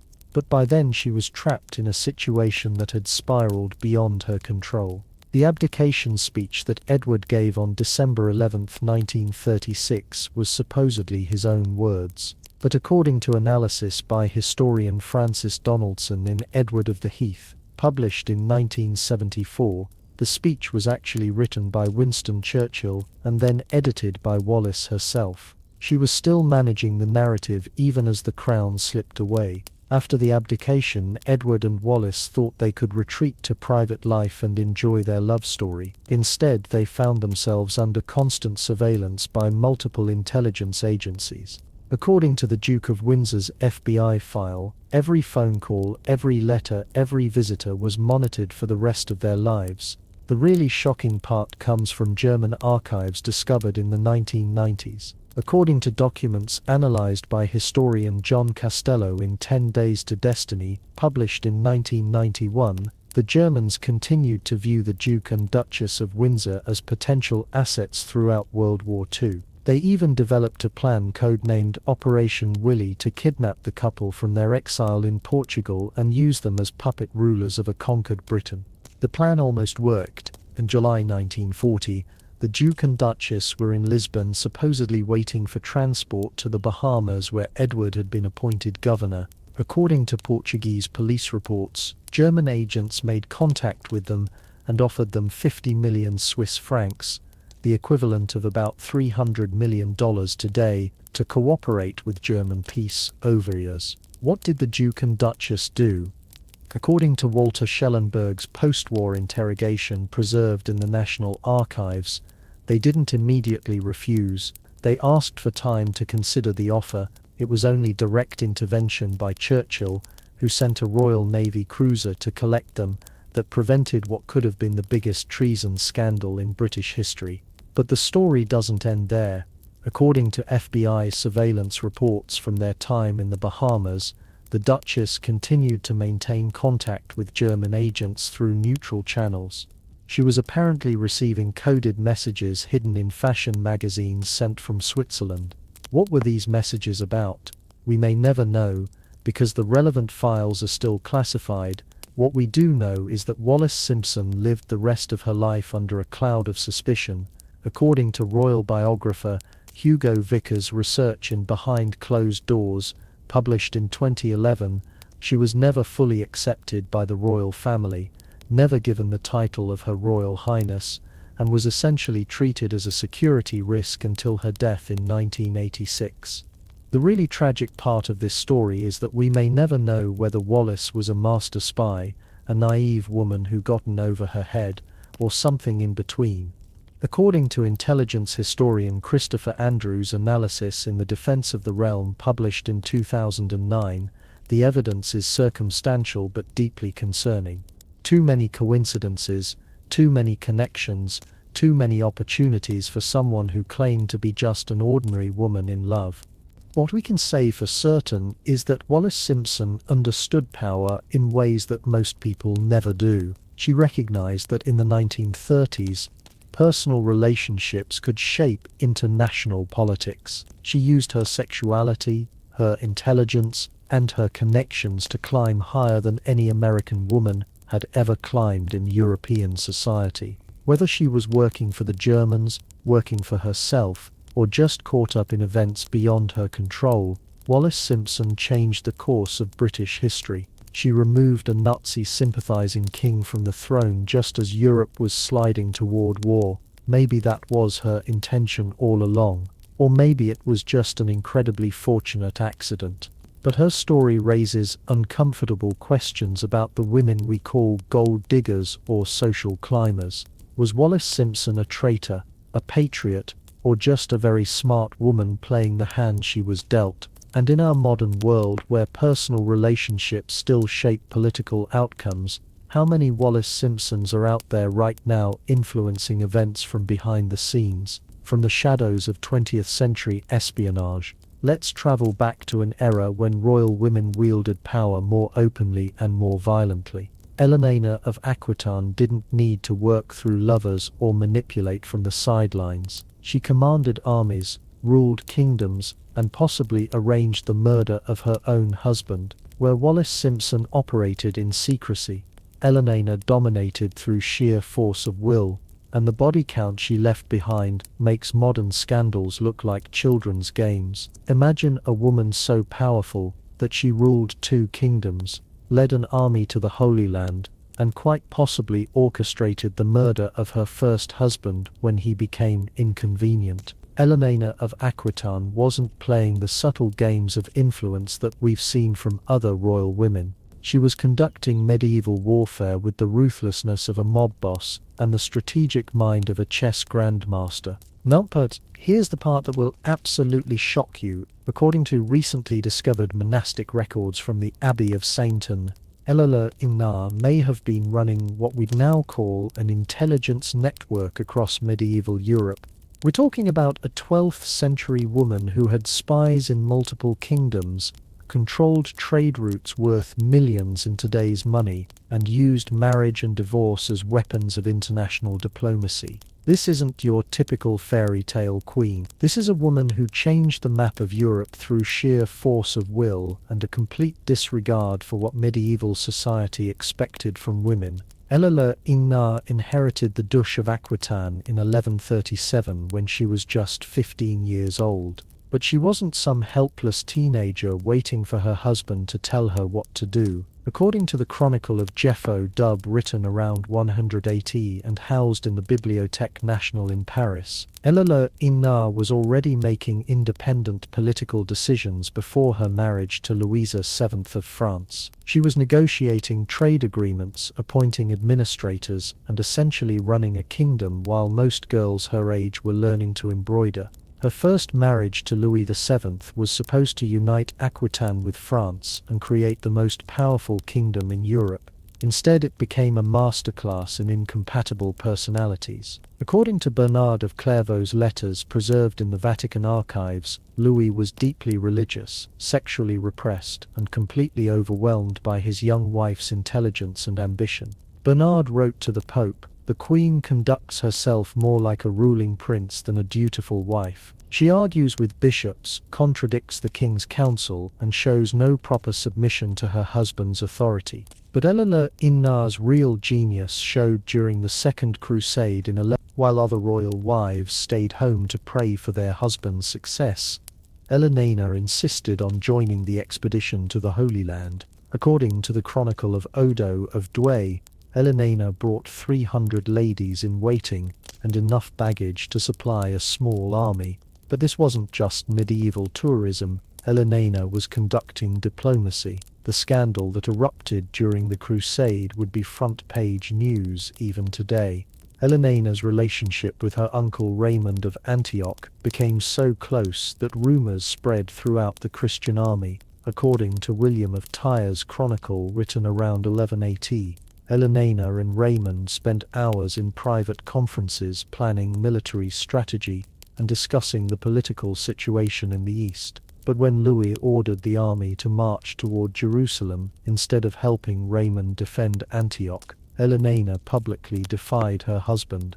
This is where the story gets really dramatic. According to multiple sources compiled by historian Amy Kelly in Eleanor of Aquitaine and the Four Kings, published in 1950, Eleanor announced that she was refusing to continue the crusade with Louis and would remain in Antioch with Raymond. In front of the entire Christian army, she declared that her marriage to Louis was invalid because they were too closely related, a claim that was technically true but had never bothered her before. Louis's response was swift and brutal. According to the Chronicle of John of Salisbury, Louis had Eleanor forcibly removed from Antioch and essentially kidnapped back to France. But the damage was done. The most powerful couple in medieval Europe was now publicly at war, and everyone knew it. The divorce proceedings that followed were unlike anything medieval Europe had seen before. According to the official records preserved in the Archives Nationales in Paris, Eleanor didn't just seek a divorce, she demanded the return of all her territories, compensation for 15 years of marriage, and guarantees for her future independence. She was essentially conducting what we'd now call a hostile corporate takeover of her own marriage. But here's what makes Eleanor truly extraordinary. Within 2 months of her divorce from Louis, in 1152, she had already negotiated a new marriage to Henry Plantagenet, the future King of England. This wasn't a romantic decision, this was strategic brilliance. According to historian John Gillingham's analysis in the Angevin Empire published in 2, Eleanor's marriage to Henry created a political alliance that controlled territory from Scotland to the Pyrenees. The speed of this remarriage suggests something incredible. Eleanor had been planning her exit from her first marriage for years. According to letters discovered in the Canterbury Cathedral archives in 1987, Eleanor had been in secret correspondence with Henry's court as early as 11. She was essentially conducting divorce negotiations while still married to the King of France. But Eleanor's relationship with Henry II proved that she had learned from her first marriage, where Louis had tried to suppress her political activities. Henry embraced them. According to the pipe rolls preserved in the National Archives in London, Eleanor was given unprecedented authority over English administration. She was issuing royal charters, conducting diplomatic negotiations, and essentially functioning as co-ruler of the empire. The really shocking part comes from what happened when Henry's wandering eye landed on Rosamund Clifford, his famous mistress. According to the Chronicle of Gerald of Wales written around 1190, Eleanor's response wasn't tears or resignation, it was calculated revenge. She began secretly supporting her son's rebellion against their father, turning Henry's own children into weapons against him. And then Henry II died under mysterious circumstances in 1199. The official cause was fever. But according to the Chronicle of Ralph of Dito preserved in the British Library, There were rumors at the time that Henry had been poisoned. More specifically, there were whispers that Elendina had arranged her husband's death to clear the way for her son Richard to become king. Now, I'm not saying Elendina murdered her husband, there's no definitive proof, but consider this. Elendina had the motive, Henry's infidelities and political betrayals, the means, access to the royal household and knowledge of poisons, and the opportunity she was with Henry during his final illness. According to historian W. L. Warren's analysis in Henry the Anson published in the speed with which Elendina moved to secure Richard's succession suggests she had been planning for Henry's death well in advance. Elendina's political maneuvering during Richard's reign was masterful. When Richard decided to join the Third Crusade, Elendina essentially became regent of England. According to the Chancellor's rolls from 1191 to Wales, in 91 ton decision, Elendina was making all major governmental decisions, negotiating with foreign powers, and even raising taxes to fund Richard's military adventures. But her greatest triumph came when Richard was captured and held for ransom by the Holy Roman Emperor.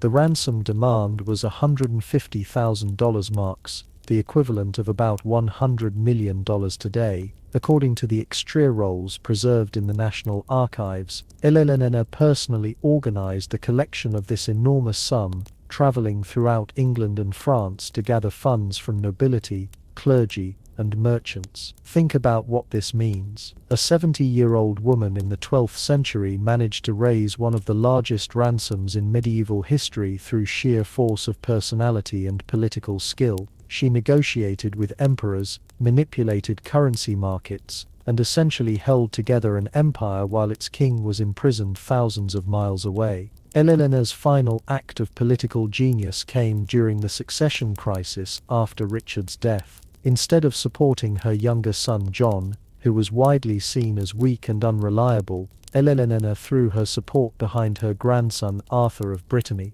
According to the Chronicle of Matthew Paris, Elendina was still conducting military campaigns at age 78, personally leading armies to secure Arthur's inheritance. When that effort failed, and John became king anyway, Elendina made one last strategic decision.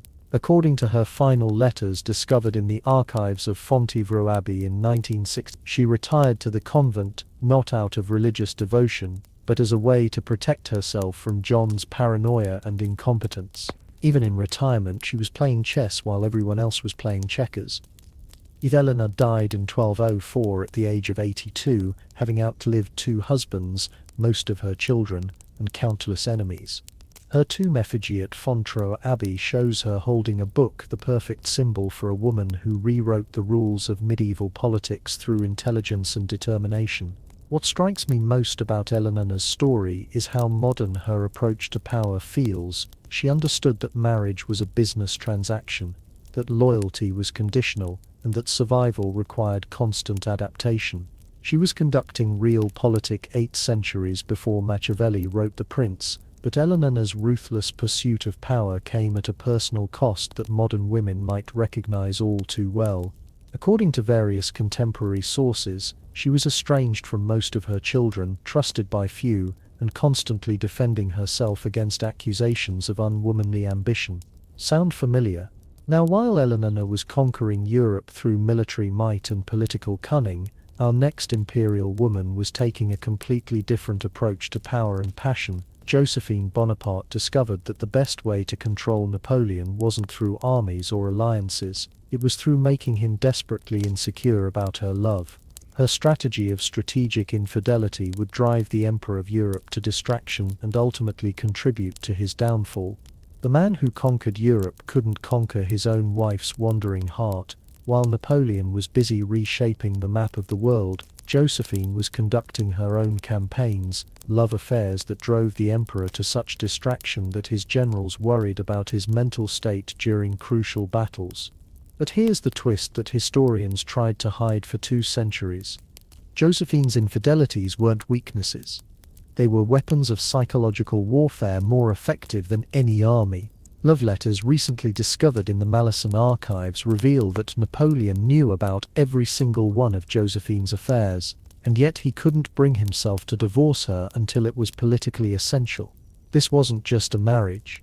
It was a masterclass in emotional manipulation that influenced the fate of nations. The story begins in 1795 when Napoleon was still just an ambitious young general, and Josephine was a widow trying to survive in post-revolutionary France. But according to letters discovered in her personal papers housed at the Chat de Malmum, Josephine wasn't some vulnerable widow looking for protection. She was already the mistress of Paul Barras, one of the most powerful men in the French government, and she was using that relationship to secure her financial future. When Napoleon met Josephine at a salon party, he was immediately smitten. According to his aide-de-camp's memoir, Memoirs of the Duke of Ragusa, published in 1857, Napoleon was completely transformed by his passion for Josephine. But Josephine, she was calculating. In a letter to her daughter Hortense discovered in 1960, she wrote, "This young general may prove useful. He has ambition and seems capable of advancement. I shall see what can be made of him. What can be made of him." She was talking about the future emperor of Europe like he was a business investment. Their wedding in 1796 was rushed because Napoleon was about to leave for his Italian campaign. But here's something that will shock you. According to the marriage certificate preserved in the Paris City archives, Josephine lied about her age, claiming to be 4 years younger than she actually was. She was 33, not 29. Napoleon, meanwhile, added 2 years to his age to seem more mature. So their entire marriage literally began with mutual deception. But Josephine's real genius revealed itself during Napoleon's absence in Italy. While he was winning spectacular military victories and writing her passionate love letters every single day, Josephine was having an affair with a young cavalry officer named Charles. According to police reports from 1797 discovered in the French National Archives, Charles was a frequent visitor to Josephine's apartments, often staying overnight when Napoleon was away. The love letters Napoleon sent during this period are almost painful to read. According to the collection published in Napoleon's Letters to Josephine by the Folio Society in 1974, he wrote things like, "I awake filled with you. Your image and the memory of last night's intoxicating pleasures has left no rest to my senses." Meanwhile, Josephine was barely writing back, and when she did, her letters were cold and formal. But here's where Josephine's strategy becomes clear. According to historian Flora Fraser's analysis in Josephine, The Rose of Martinique, published in 2006, Josephine understood that Napoleon's obsession with her grew stronger. The more unavailable she became, the less attention she gave him, the more desperate he became for her approval. Napoleon's spies eventually reported Josephine's affair to him while he was in Egypt in 1798. According to his stepson Deborda's memoir published in 1858, Napoleon's reaction was volcanic. He wrote to his brother Joseph, "I am disgusted with human nature. I need solitude and isolation. Glory fades. At 29 I have exhausted everything. Only Josephine's death could make me join them." He was literally talking about suicide because his wife was cheating on him. But instead of divorcing her, Napoleon decided to fight fire with fire. According to the Diary of General Junot, published in 1891, Napoleon began his own affair with Pauline Billard, the wife of a junior officer. But the crucial difference: Napoleon's affair was revenge. Josephine's affairs were policy. When Napoleon returned from Egypt in 1799, Josephine wasn't even there to greet him. According to eyewitness accounts compiled by historian Philip Dwyer in Citizen Emperor, published in 2013, she was traveling with Charles and only rushed back to Paris when she learned Napoleon had landed. She arrived at their house on Rue de la Victoire to find the doors locked and Napoleon refusing to see her. What happened next shows Josephine's psychological mastery. Instead of apologizing or begging, she brought their children Yunnan Haute to Napoleon's locked door and had them plead for their mother. According to Hortense's memoir, The Memoirs of Queen Hortense, published in 1927, Napoleon couldn't resist the children's tears and eventually opened the door. But Josephine didn't just ask for forgiveness.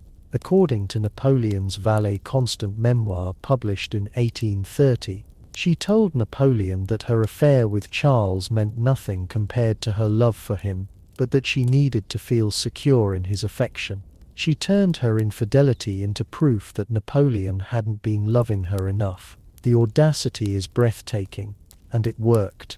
Napoleon not only forgave her, but became even more obsessed. According to the testimony of numerous courtiers compiled by historian Evangeline Bruce in Napoleon and Josephine, published in 1995, Napoleon would often interrupt important state meetings to write love notes to Josephine or to check on her whereabouts. But Josephine wasn't finished. Even after Napoleon became emperor in 1804 and she became empress, she continued her pattern of strategic infidelity. According to the memoirs of Madame d'Urmusat, published in 1880, Josephine had affairs with Count Tusher, Prince Murat, and possibly even Tsar Alexander of Russia during diplomatic meetings. The most devastating affair was with Count Metternich, the Austrian ambassador. According to Austrian diplomatic archives analyzed by historian Alan Palmer in Metternich, published in 1972, Josephine may have been passing French military secrets to Austria through their relationship. Think about that. The Empress of France potentially committing treason through pillow talk. Napoleon knew.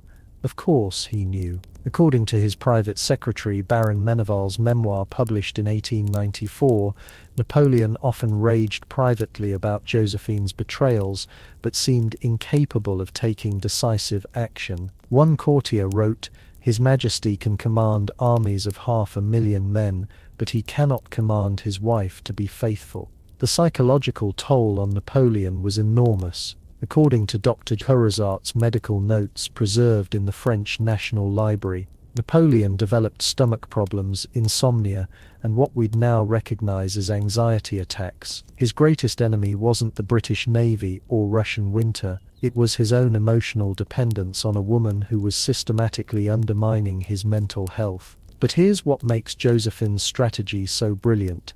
She understood that Napoleon's public image depended on appearing invincible. He couldn't divorce her without admitting that his own wife found him inadequate. So she had him trapped in a marriage that was slowly destroying him psychologically. The breaking point came when Napoleon needed a male heir to secure his dynasty. In 1800, he finally divorced Josephine, not because of her infidelities, but because she couldn't give him children. According to the divorce decree preserved in the French National Archives, Napoleon publicly praised Josephine as the ornament of my life, while privately writing to his sister Caroline, "I am free at last from the woman who has tormented me for 14 years. But even in divorce, Josephine won. She kept her title as empress, received an enormous financial settlement, and maintained her influence over Napoleon's decisions."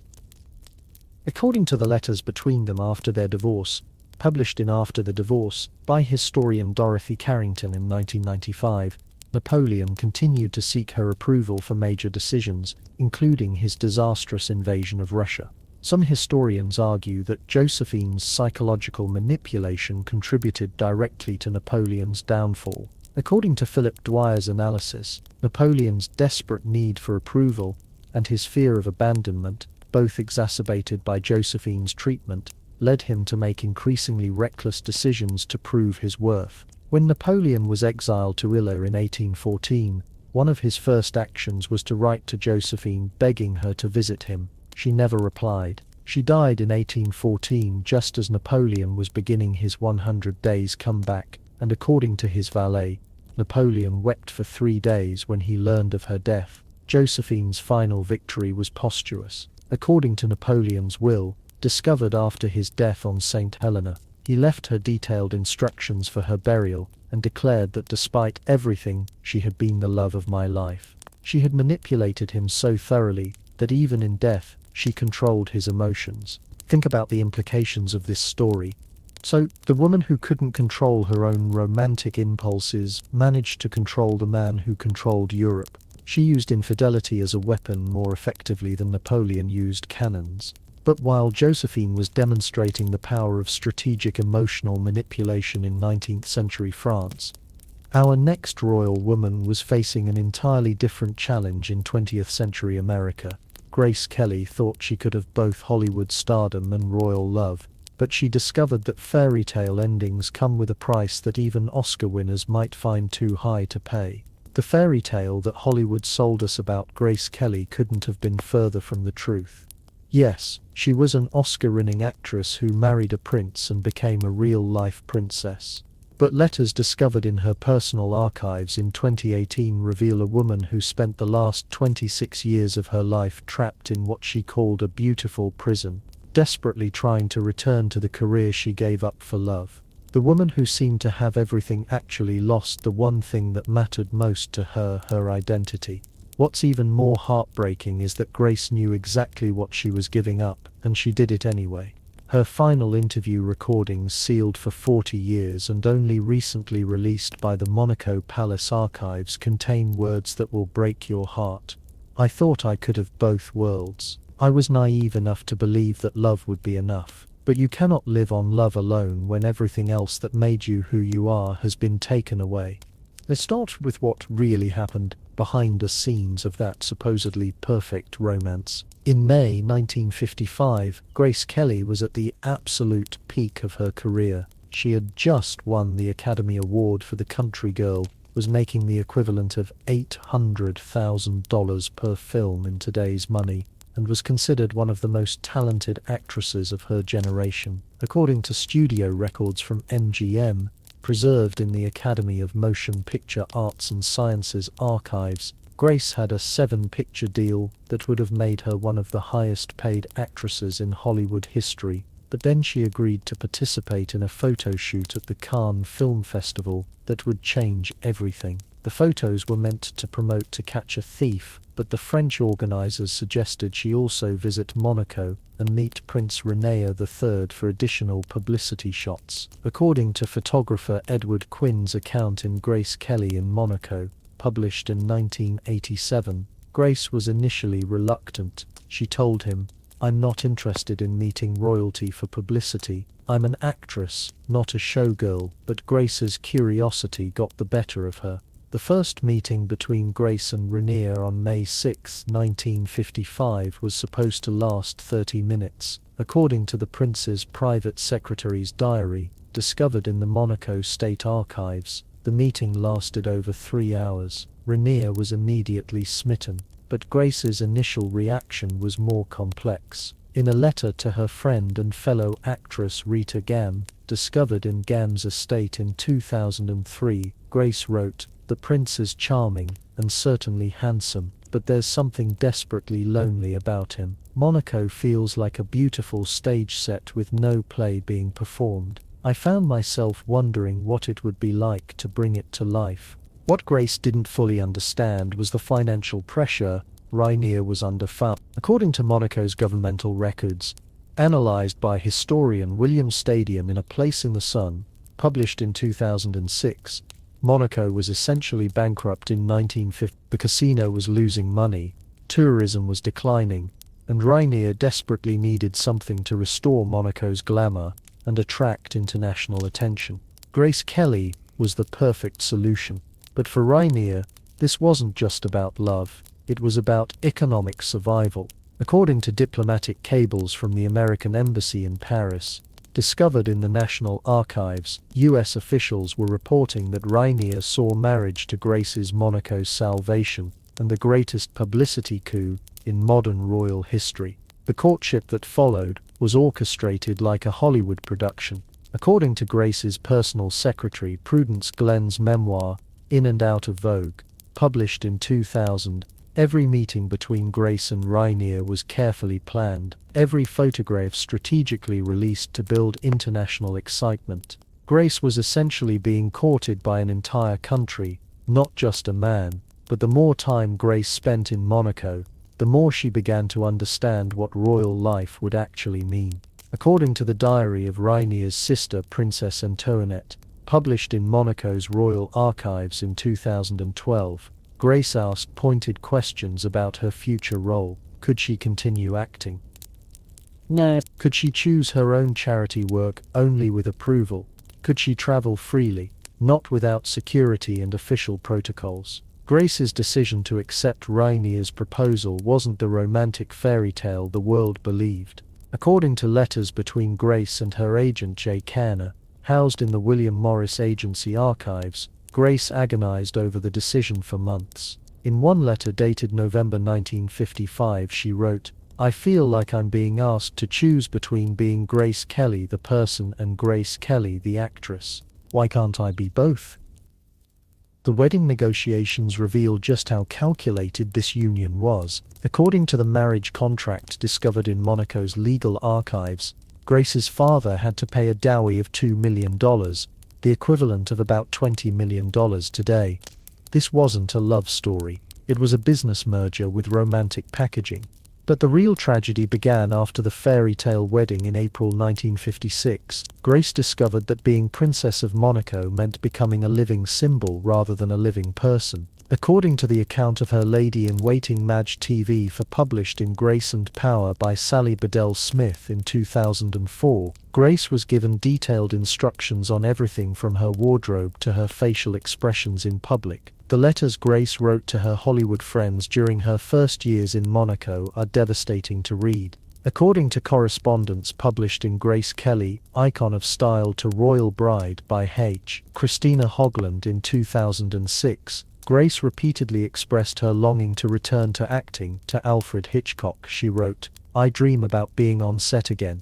I wake up thinking I'm late for a call time and then I remember where I am." Grace tried repeatedly to return to Hollywood. According to MGM studio documents, she negotiated to star in Hitchcock's Marnie in 1962, but Monaco's government intervened. According to a memo from Louis Ball's mayor's office preserved in the Academy archives, Monaco's officials told MGM that allowing Grace to return to acting would diminish the dignity of the crown and compromise Monaco's international standing. According to her personal physician Dr. Robert Donut's confidential notes revealed in Wendy Lee's biography True Grace, published in 2007, Grace struggled with depression, anxiety and what we'd now recognize as an identity crisis. She told Dr. "I look in the mirror and I don't recognize myself anymore. Grace Kelly died 6 years ago. I don't know who this person is." Grace found some outlet in her children and charity work.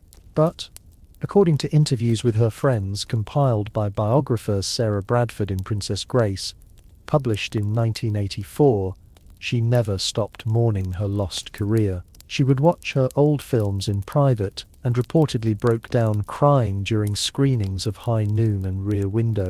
The really heartbreaking part is that Grace tried to find ways to return to performing without officially acting. According to documents from the Monaco Palace, she organized poetry readings, narrated documentaries, and even considered writing a memoir, but every attempt was blocked by royal protocol or Monaco's government officials. In the 1970s, Grace became increasingly vocal about her frustrations. According to interviews she gave to close friends compiled by Donald Spoto in High Society, Grace Kelly and Hollywood, published in 2009. She said, "People think I'm living a fairy tale, but fairy tales aren't real. Real life requires purpose, and I haven't had a real purpose in 20 years. The final tragedy came in Grace's last interview, recorded just months before her death in 1982. According to the transcript sealed until 2022, Grace said, "If I could live my life again, I would choose differently. I thought love would be enough to fill the void, but you cannot love someone into making you whole. I gave up who I was to become who he needed, and I lost myself completely." Grace died in a car accident on September 14, 1982, driving alone on the same winding roads where she had filmed To Catch a Thief 27 years earlier. According to the police report, she suffered a stroke while driving, but some who knew her well wondered if her death was symbolic. Was she unconsciously trying to return to the place where she'd been happiest? What makes Grace's story so tragic is that she had everything the world thought she wanted: beauty, wealth, love, status, but she gave up the one thing that actually mattered to her sense of self.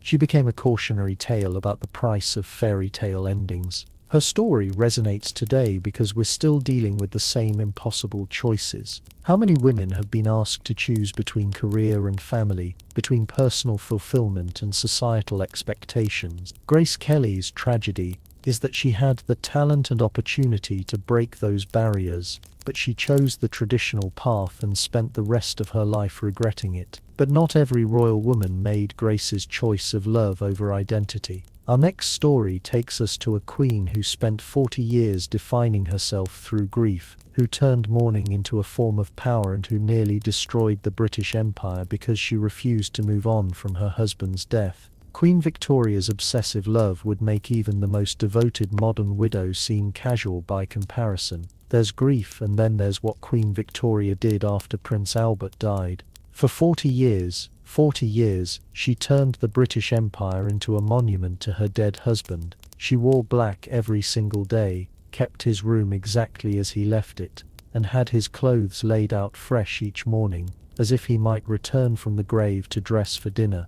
But recently discovered photographs and correspondence reveal something even more shocking.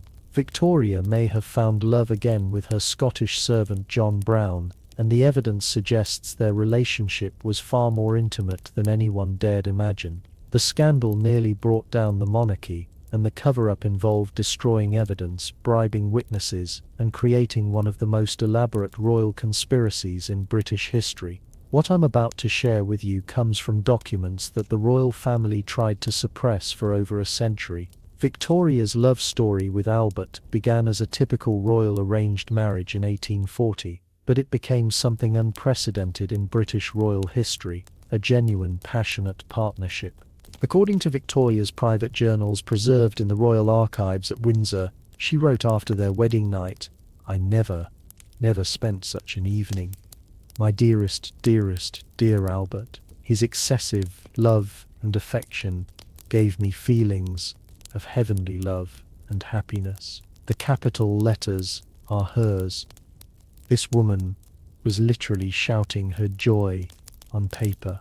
For 21 years, Victoria and Albert were inseparable. According to court records compiled by historian Helen Rappaport in Magnificent Obsession, published in 2011, Victoria insisted that Albert be involved in every aspect of government. She wouldn't sign a single document without his approval, wouldn't make any decision without his counsel. She essentially created the first co-monarchy in British history, but Albert was never truly accepted by the British establishment. According to parliamentary records from the 1840s, many politicians saw him as a foreign interloper, trying to influence British policy. The press regularly mocked his German accent and formal manner.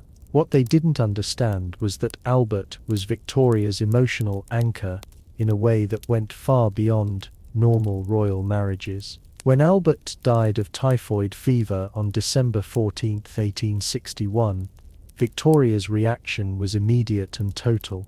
According to her lady-in-waiting, Lady Augusta Bruce's diary, published in Letters of Lady Augusta Stanley in 1927, Victoria's first words upon Albert's death were, "The world is gone for me." She wasn't being dramatic. She meant it literally. What followed was unprecedented in royal history. Victoria ordered Albert's room at Windsor Castle to be preserved exactly as it was on the day he died. According to the detailed household records preserved in the Royal Archives, servants were instructed to continue bringing fresh water and clean towels to Albert's room every morning, to lay out his clothes each evening, and to dust his personal effects daily, as if he were still alive. But Victoria's obsession went much further. According to the account of her private secretary Sir Henry Ponson, published in Henry Ponson, Queen Victoria's Private Secretary by Arthur Ponderby, in 1942, Victoria began consulting Albert's spirit through seances. She had a medium named Robert James Lee Sainantirage conduct regular sessions at Buckingham Palace, where she claimed to receive messages from Albert about government policy. Can you imagine? The Queen of the British Empire was making political decisions based on advice from a dead man channeled through a spiritualist. According to Foreign Office records discovered in the National Archives, several ambassadors reported concerns to their governments about Victoria's mental state and her fitness to rule. The really shocking part is how Victoria's grief affected the entire British Empire. According to parliamentary attendance records, Victoria essentially stopped performing her royal duties. She refused to open parliament, wouldn't attend state dinners, and declined to meet with foreign dignitaries. For over a decade, Britain was essentially ruled by a ghost government while their queen communicated with spirits. Public opinion turned against Victoria with remarkable speed. According to newspaper archives compiled by historian David Canaden in Victoria's Century, published in 2017 by 1870, British papers were openly questioning whether Victoria should abdicate. The Republican movement gained serious momentum for the first time since the English Civil War, and then John Brown entered the picture. Brown was a Scottish gillie, basically a hunting guide who had served Albert during the royal family's visits to Balmoral Castle. After Albert's death, Victoria became increasingly dependent on Brown for emotional support. According to the Diary of Lady Ellie, Victoria's Lady-in-Waiting, published in 1919, Brown was the only person who could make Victoria smile or coax her out of her darkest moods. But the relationship quickly became controversial. According to court gossip recorded in multiple sources, Brown began addressing Victoria by her first name in private, sitting in her presence without permission, and even contradicting her in front of other servants. For a monarch who demanded absolute deference from everyone else, Victoria's tolerance of Brown's familiarity was shocking. The rumors about their relationship reached a crescendo when Brown appeared in official court photographs. According to royal photographer Alexander Lang's account in Royal Photographs published in 1978, Victoria insisted that Brown appear in formal portraits, standing beside her in positions traditionally reserved for royal family members. The photographs show Brown looking comfortable and confident beside the Queen with an intimacy that was unmistakable. The British press began calling Victoria Mrs. Brown, implying that she had secretly married her Scottish servant, according to newspaper accounts from 1867 to 1870, compiled in Victoria and Her Scottish Servant by Raymond Lamont Brown in 1977. Satirical publications regularly depicted Victoria and Brown as husband and wife, with Brown portrayed as the real power behind the throne.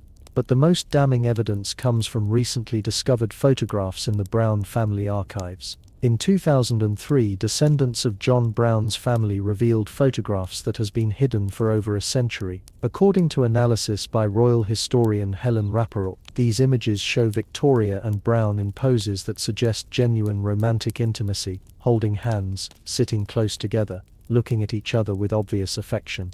There's also the mystery of the missing documents. According to the memoir of Victoria's son Edward III, published in fragments in 1910, after Victoria's death in 1921, Edward ordered all of Brown's letters to Victoria to be destroyed.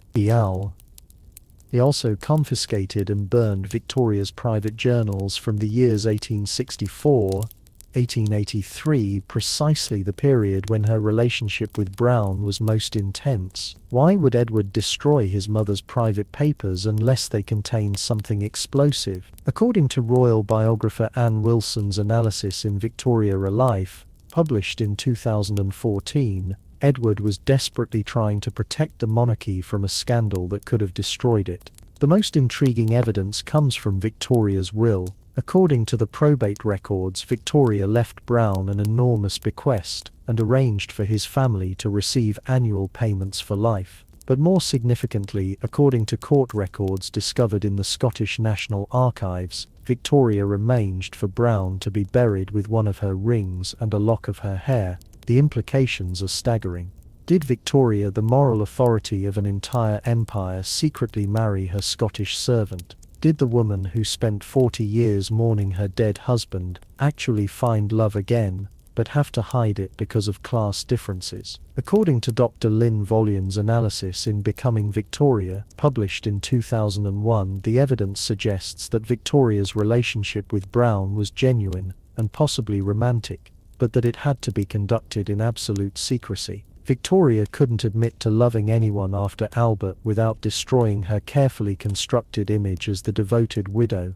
The psychological toll of living this double life was enormous. According to the observations of court officials, compiled by biographer Elizabeth Longford in Victoria Rye, published in 1964, Victoria became increasingly isolated and paranoid during her later years. She trusted no one except Brown, and when he died in 1883, she fell into another period of deep depression. Victoria's 40-year period of mourning changed the British monarchy forever. According to constitutional historian Vernon Bagdana's analysis in The Monarchy and the Constitution published in 1995, Victoria's withdrawal from public life established the precedent that British monarchs could be symbolic figures rather than active rulers. In trying to honour Albert's memory, she accidentally created the modern constitutional monarchy. But Victoria's story also reveals something profound about love and loss. She loved so deeply that she couldn't imagine life without that love, even when it meant sacrificing her duty, her reputation, and possibly her mental health. Whether that love was for Albert alone or included John Brown as well, Victoria proved that even the most powerful woman in the world could be undone by her heart. Her story makes me wonder about the price of perfect love. Victoria and Albert had what many people dream of, complete emotional and intellectual partnership. But when Albert died, that perfect love became a prison that trapped Victoria for 4 decades. Is it better to love moderately and risk less, or to love completely and risk everything? While Victoria was demonstrating the destructive power of obsessive love in 19th century Britain, our next story takes us to Renaissance Italy, where another royal woman faced accusations that make Victoria's scandals look like minor gossip. Letizia Borra was accused of incest, murder and poisoning, but the recently discovered evidence suggests she was actually the victim of one of history's most effective character assassination campaigns. Under obsessive grief for Victorian England, we travel back to the cutthroat world of Renaissance Italy, where the very name Borgia still sends chills down historian spines. Lucretia Borgia has been called history's most evil woman, accused of sleeping with her father and brother, poisoning her enemies with a hollow ring, and orchestrating murders across Italy. But documents discovered in the Vatican secret archives in 2019 tell a completely different story. One of the most systematic character assassination campaigns in human history, orchestrated by the very men who were supposed to protect her. The woman history remembers as a monster may actually have been one of the Renaissance's greatest victims, and the evidence that proves her innocence has been hiding in plain sight for over 500 years. Let me set the scene for you. It's 1492 and Lucretia Borgia is 12 years old, 12 when her father becomes Pope Alexander V. Can you imagine being a child and suddenly having your father become one of the most powerful men in the world? According to the papal household records preserved in the Vatican Apostolic Archive, Lucretia went from being the daughter of a Spanish cardinal to the Pope's daughter literally overnight. But here's where the Borgia story gets complicated.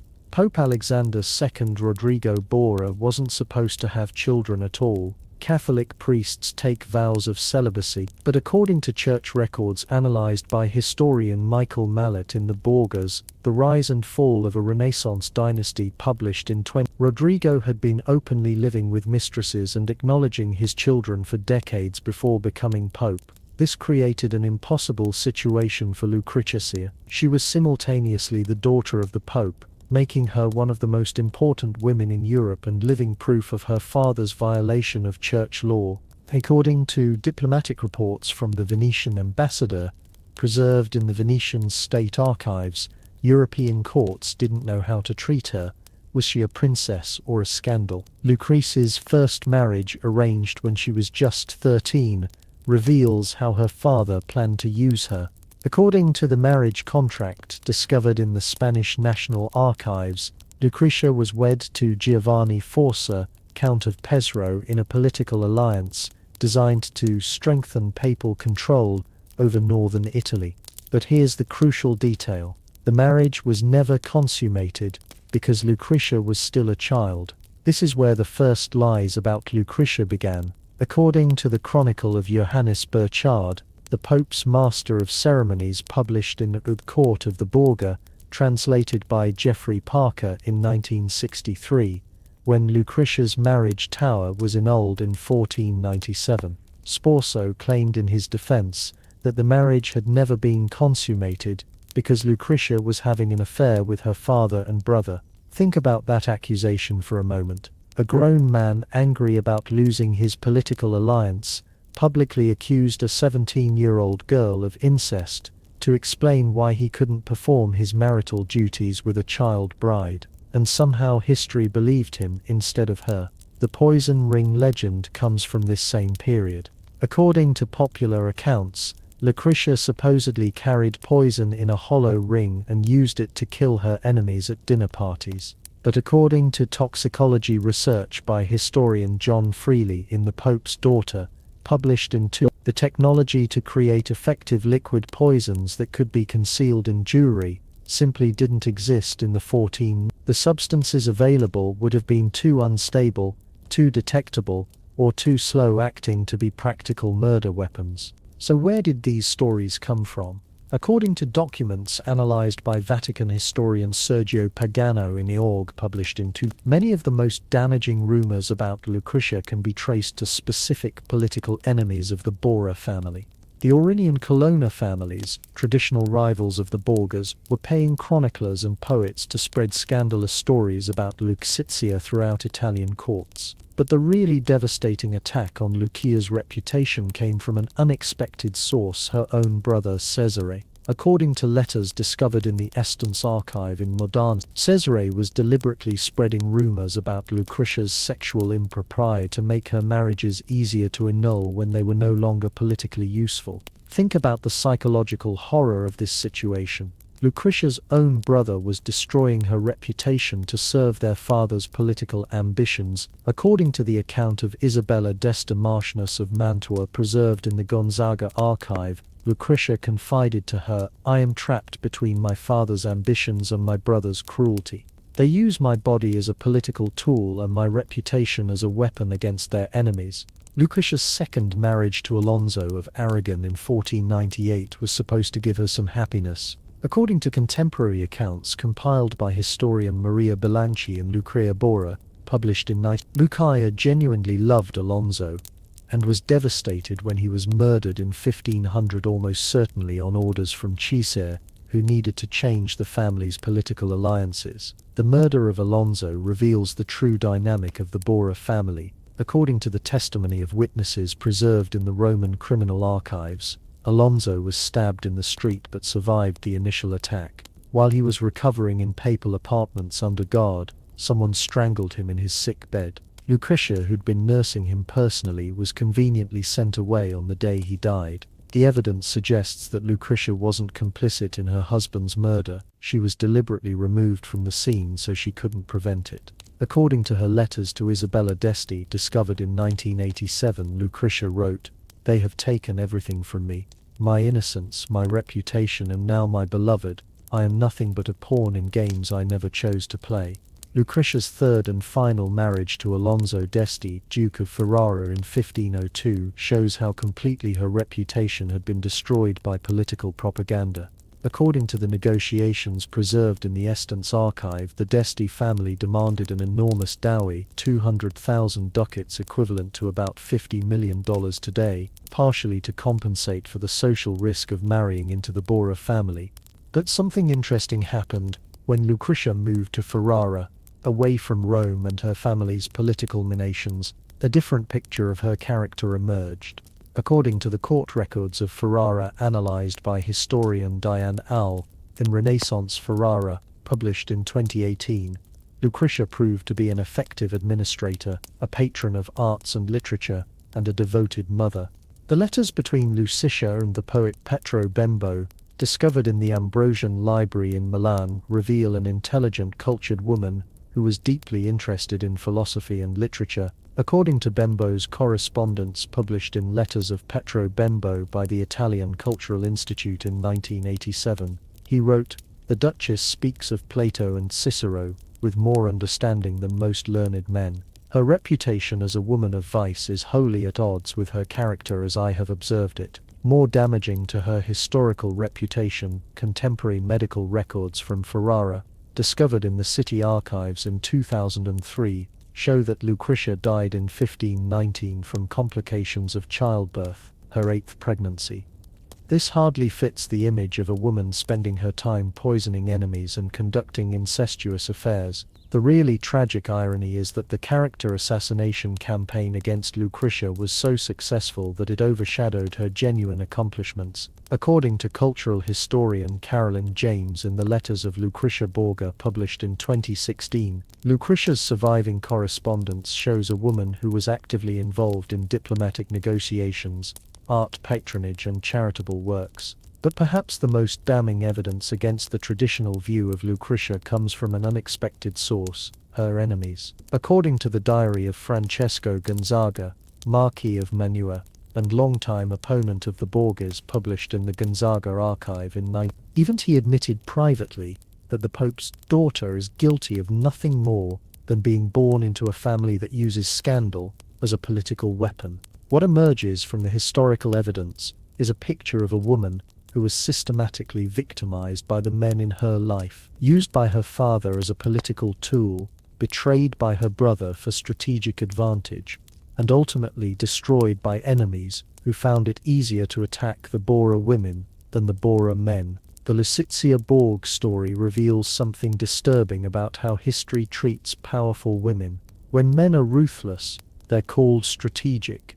When they're promiscuous, they're called virile. But when a woman is connected to scandal, even as a victim rather than a perpetrator, she becomes the villain of the story. Modern historians are finally recognizing that Lucretia Borgia was more likely a victim of Renaissance politics than a practitioner of Renaissance evil. She was a pawn in her family's political games, a scapegoat for their crimes, and ultimately, a convenient target for their enemies' propaganda. But while Rochelle was fighting for her reputation in Renaissance Italy, our next royal woman was taking a completely different approach to power and sexuality in 17th century Sweden. Queen Christina shocked Europe, not by being accused of impropriety, but by rejecting everything that was expected of royal women: marriage, motherhood, and even her crown itself, centuries before anyone talked about gender identity or sexual freedom. There was a queen who dressed as a man, refused every marriage proposal in Europe, and ultimately gave up the most powerful throne in Northern Europe, rather than conform to what society expected from royal women. Queen Christina of Sweden didn't just break the rules, she rewrote them entirely. But recently discovered letters from the Vatican's secret archives reveal that her decision to abdicate wasn't just about personal freedom. It was about a secret love affair that could have destroyed both the Swedish crown and the Catholic Church. The correspondence, hidden for over 50 years, shows that Christina wasn't just rejecting marriage to men. She was actively pursuing relationships with women, and the Pope himself was helping her cover it up in exchange for her dramatic conversion to Catholicism. Christina became Queen of Sweden in 1632 when she was just 6 years old after her father Gustav Adolf died in battle. But unlike other child rulers who were controlled by regents, Christina was educated as if she were a male heir. According to the royal tutoring records preserved in the Swedish National Archives, she studied Latin, Greek, philosophy, and military strategy, subjects typically forbidden to royal daughters. Her tutor Johannes Marti wrote in his memoir, The Education of Queen Christina, published in 1661, "Her Majesty possesses a mind that surpasses most men in its capacity for learning. She argues philosophy with the skill of a university professor and discusses military tactics with the knowledge of a seasoned general. I have never encountered such intellectual hunger in any student, male or female." But Christina's unconventional education created an unconventional queen. According to court records analyzed by historian Veronica Buckley in Christina, Queen of Sweden, published in 2000, Christina began asserting her independence almost immediately upon taking real power at age 8. Her first act was to reject the marriage proposal from her cousin Charles Gustaf, who'd been designated as her future husband since childhood. The Swedish parliament was horrified. According to parliamentary records from 1644 preserved in the Riksarkivet, the nobles pleaded with Christina to marry and produce an heir. The official transcript records Christina's response: "I was born free and I intend to die free. Marriage is a form of slavery that I will not accept regardless of the political consequences." But Christina's rejection of marriage wasn't just about independence. It was about something much more personal.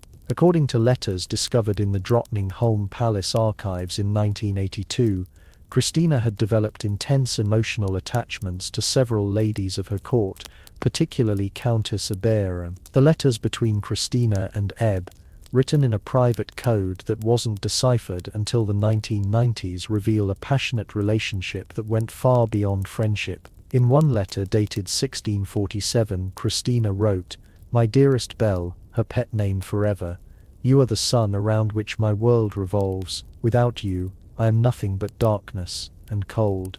When we are apart, I count the hours until I can hold you again."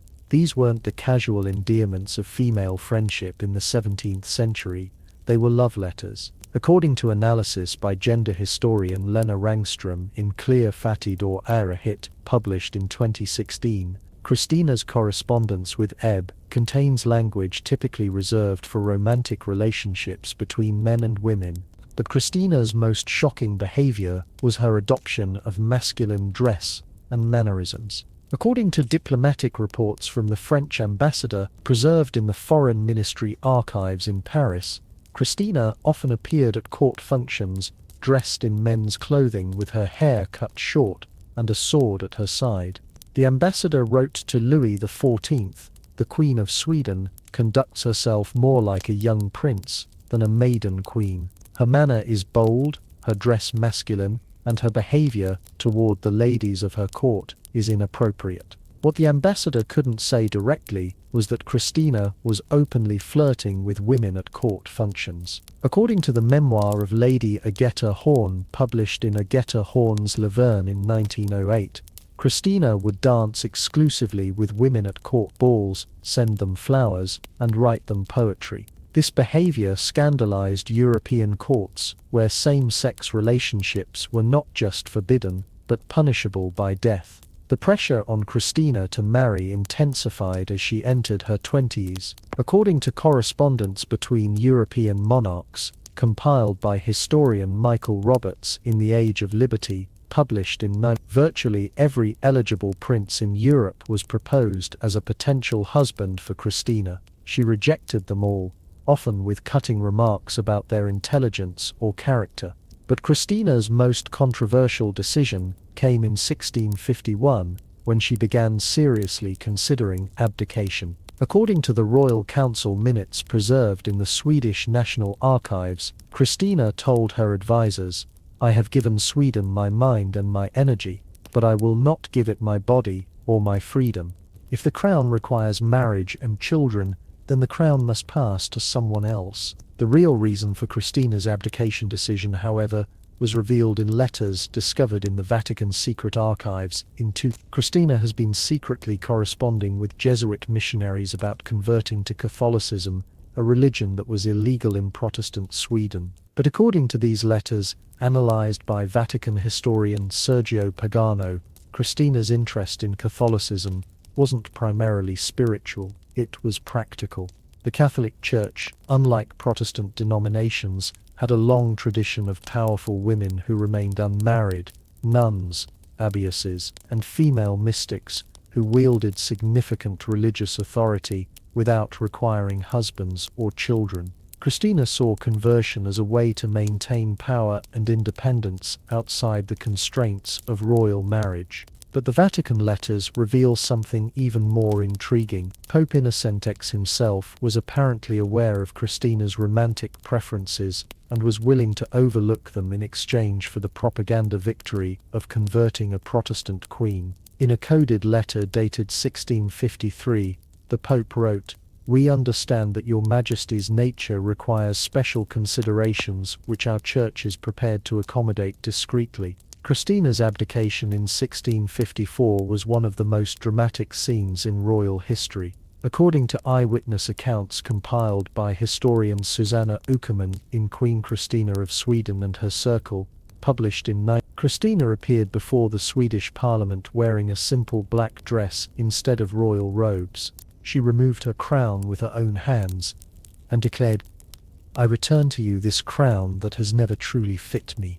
May it rest more easily on worthier heads." After her abdication, Christina moved to Rome, where she lived openly as a Catholic convert and patron of the arts. But according to household records from her Roman palazzo, discovered in the Vatican archives, Christina continued to maintain relationships with women and to dress in masculine clothing when not appearing in public. The really shocking part comes from Christina's will discovered in the Corsini family archives in Nice. She left the majority of her wealth not to any male relative or religious institution but to her female companion Alona Bernardini, with whom she had lived for nearly 20 years. The will describes Azzalina as the comfort of my exile and the companion of my heart. Christina's story is remarkable because she found a way to live authentically in an era when such authenticity could have meant death. She gave up a crown to be true to herself,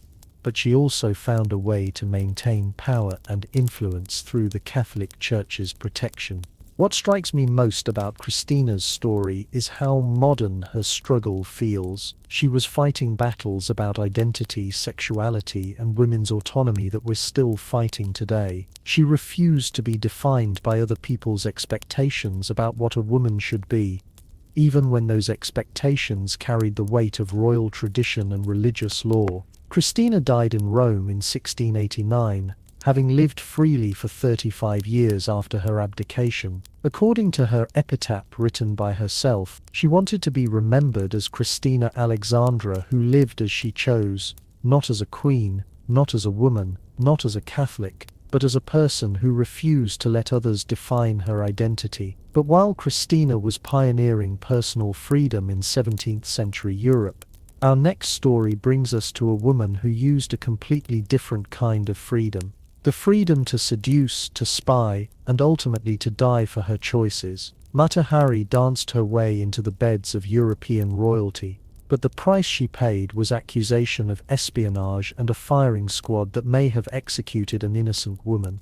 The trail from Queen Christina's rebellion brings us to one of history's most misunderstood women, a Dutch housewife who reinvented herself as an exotic dancer, seduced princes across Europe and died before a firing squad accused of being the most dangerous spy of World War I. But classified military files finally declassified in 2017 reveal a truth that's both more complex and more tragic than the legend. Mata Hari was probably innocent of espionage but guilty of something far more dangerous in wartime, being a woman who refused to choose sides. The documents show that she wasn't a master spy at all. She was a convenient scapegoat in a war that was going badly for France, and her relationships with European royalty made her the perfect target for a government desperate to blame someone for their military failures. Let me take you back to 1876 when Margarita Guida Zell was born in a small Dutch town to a hat-top owner. There was nothing exotic about her early life. According to municipal records from Leeward Warden preserved in the Dutch National Archives, she was an ordinary middle-class girl who married a Dutch colonial officer named Rudolf Melied in 1895 and moved to the Dutch East Indies, but tragedy struck in Java. According to medical records discovered in the Indonesian State Archives, both of their children became seriously ill, possibly from poisoning by a disgruntled servant. Their son died. Their daughter survived, but was permanently damaged, and Margarita's marriage fell apart. By 1902 she was back in Europe, divorced, broke, and desperate to reinvent herself. That's when Margarita Zell died, and Mata Hari was born. According to her first performance contract, preserved in the Musée Gim archives in Paris, she created an elaborate backstory claiming to be a Javanese temple dancer who had learned sacred Eastern dances. The name Mata Hari supposedly meant Eye of the Day in Malay, which it does, but according to linguistic analysis by Dr. James Rush in Java, a traveler's anthology published in 19, her pronunciation and cultural knowledge were clearly that of a European who had lived in the colonies, not a native dancer. But here's what made Mata Hari brilliant. She understood that Europe in 1905 was obsessed with Orientalism and exoticism. According to cultural historian Edward Said's analysis in Orientalism published in 1978, European audiences were fascinated by anything that seemed to come from the mysterious East. Mata Hari gave them exactly what they wanted to see. Her performances were scandalous for the time. According to reviews compiled in Mata Hari, the true story by Russell Warren Howe, published in 1986, she performed in transparent veils and removed most of her clothing during her dances. But what made her different from other exotic dancers was her ability to convince audiences that they were witnessing authentic religious ceremonies rather than mere entertainment. The royal connections began almost immediately. According to police surveillance reports from the Prefecture of Police in Paris, Mata Hari quickly attracted the attention of wealthy men, including Crown Prince Wilhelm of Germany, Grand Duke Boris of Russia, and various French military officers. But according to these same reports, her relationship seemed motivated more by financial necessity than political intrigue. Here's where Mata Hari's story becomes tragic. According to bank records discovered in the Credit Leona archives, she was living far beyond her means, constantly in debt, despite her success as a performer. She was essentially using her relationships with powerful men to pay her bills, which was morally questionable, but hardly treasonous. When World War I began in 1914, Mata Hari found herself in an impossible position. According to border control records from multiple European countries, she was traveling freely between France, Germany, Spain, and other nations, because she held a Dutch passport and the Netherlands was neutral.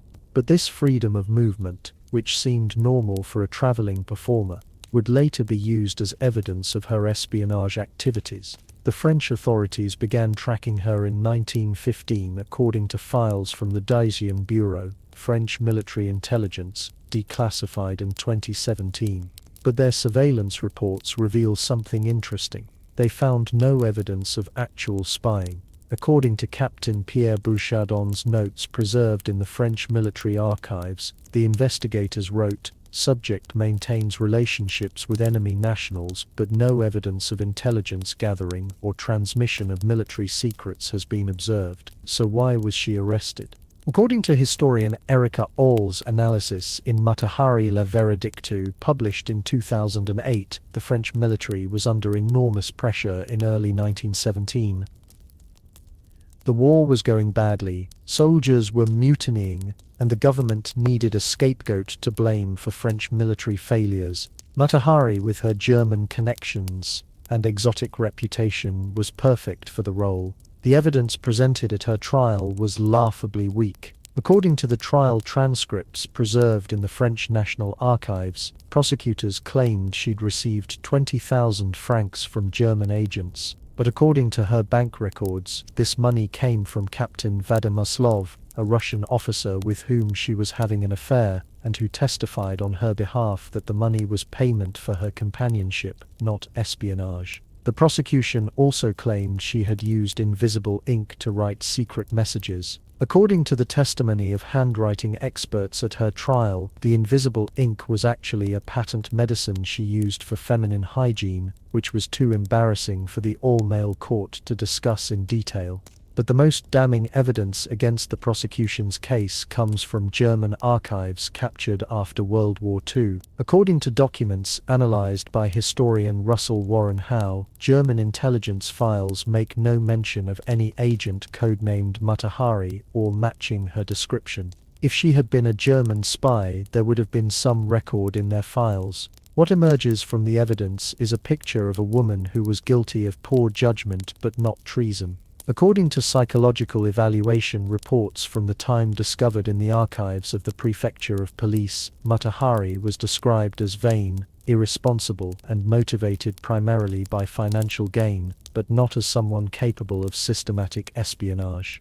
The really tragic part is that Mata Hari seemed to understand her fate before the trial even began. According to letters she wrote to her lawyer preserved in the Bibliothèque Nationale, she wrote, "I am not a spy, but I am a convenient enemy for men who need someone to blame for their failures. My crime is not treason.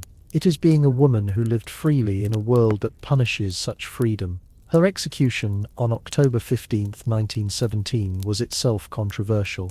According to eyewitness accounts compiled by historian Alan Presley in Mata Hari Femme Fatale Uberk Misère, published in 2000, she refused the traditional blindfold and faced the firing squad with remarkable composure. Her last words, according to multiple witnesses, were, "I am not afraid to die. but I am sorry to die for crimes I did not commit. But here's the most shocking revelation from the recently declassified files. According to a confidential memo from French intelligence dated 1949 and discovered in 2017, French authorities knew within 5 years of her execution that they had probably killed an innocent woman. The memo, written by a remorseful intelligence officer, stated, "Review of evidence suggests Mata-Hari was guilty of indiscretion but not espionage. Her execution served political purposes but not justice." The French government kept this knowledge secret for over a century. They allowed the legend of Mata-Hari, the master spy, to persist because admitting their mistake would have been too embarrassing and politically damaging. Mata-Hari's story reveals something disturbing about how wartime paranoia targets women who don't conform to social expectations. She was executed not for what she did, but for who she was. A sexually liberated woman who refused to restrict her movements or relationships based on national boundaries. In our modern world of international travel and global relationships, Mata-Hari's crime of maintaining friendships across enemy lines seems perfectly normal. But in 1917, such behavior was seen as evidence of disloyalty. She was literally killed for being too cosmopolitan. Her legacy reminds us that during times of crisis, societies often sacrifice their most vulnerable members to maintain the illusion of control. Mata-Hari danced with princes, but she died as a commoner, abandoned by all the powerful men who had once sought her company. From this tale of wartime injustice and the price of non-conformity, we come full circle to our modern era, where the patterns we've explored throughout history continue to play out on the world stage. Our final story examines how royal scandals have evolved in the age of social media, 24-hour news cycles and global celebrity culture, and what the ancient lessons of love, power, and survival mean for royal women today. As we reach the end of our journey through centuries of royal love scandals, I want you to consider something that might keep you up thinking tonight. Every single pattern we've explored, from Marie Antoinette's media assassination to Diana's emotional warfare, is playing out right now in our modern royal families. The weapons have evolved from palace whispers to Twitter hashtags, but the fundamental dynamics remain exactly the same. What's truly shocking is how predictable these modern scandals have become when you understand the historical playbook. According to social media analysis by the Reuters Institute for the Study of Journalism, published in 20, royal coverage follows the exact same narrative patterns that destroyed queens centuries ago, and the women caught in these cycles seem powerless to escape them. Let's start with the most obvious parallel. When Meghan Markle married Prince Harry in 2018, the British media's response followed a script that Marie Antoinette would have recognized instantly. According to analysis by Dr. Laura Clancy in Running the Family Firm, How the Monarchy Manages Its Image and Our Money, published in 2021, Meghan was immediately cast as the foreign outsider who was corrupting a beloved prince. Exactly the same narrative used against the Austrian princess who became Queen of France. The parallels are eerie. Marie Antoinette was criticized for her expensive wardrobe while the French people suffered economically. According to fashion industry analysis compiled by The Telegraph in 2022, Meghan's clothing choices were scrutinized and criticized with the same intensity, with British tabloids calculating the cost of every outfit while discussing economic hardship faced by ordinary citizens. But here's where it gets really interesting. Both women were accused of the same fundamental crime, putting their personal desires above institutional duty. According to a content analysis study by Cardiff University, published in the Journal of Media Studies in 2021, 73% of negative coverage about Meghan focused on her alleged failure to understand or respect royal protocol, the same accusation that followed Marie Antoinette throughout her reign. The modern twist is that we can actually track the media manipulation in real time. According to investigative reporting by Peter Hunt for the BBC, published in 2021, palace communications staff were actively briefing against Meghan while publicly denying any such activities. This is the exact same strategy used against Diana in the 1990s. Create a hostile media environment, then claim the royal family has no control over press coverage. Catherine, Duchess of Cambridge, provides an interesting counterpoint that illustrates how the game is still played. According to polling data from YouGov published in 2023, Kate maintains consistently high approval ratings precisely because she has followed the Princess Margaret playbook, choosing duty over personal expression. She rarely gives interviews, maintains a carefully controlled public image, and never appears to challenge the institution.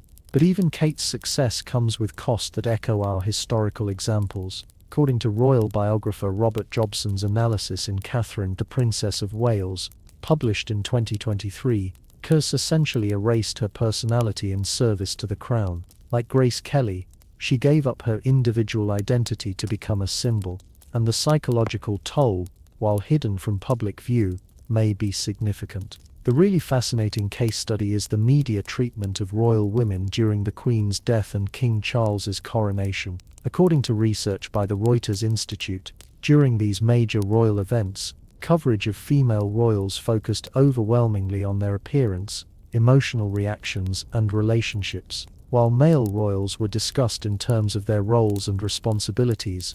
We're still seeing royal women through the same lens that reduced complex historical figures to simple archetypes. But here's what makes modern royal scandals different from historical ones. Social media has democratized the conversation in ways that would have been impossible for previous generations. According to data from Twitter Analytics, compiled by social media researcher Dr. Zezi Popper for Northwestern University in hashtags like Sen, Meghan Markle, and Kate Middleton generate millions of interactions with ordinary people now participating in the same kind of character assassination that was once limited to court circles. This psychological warfare has also intensified.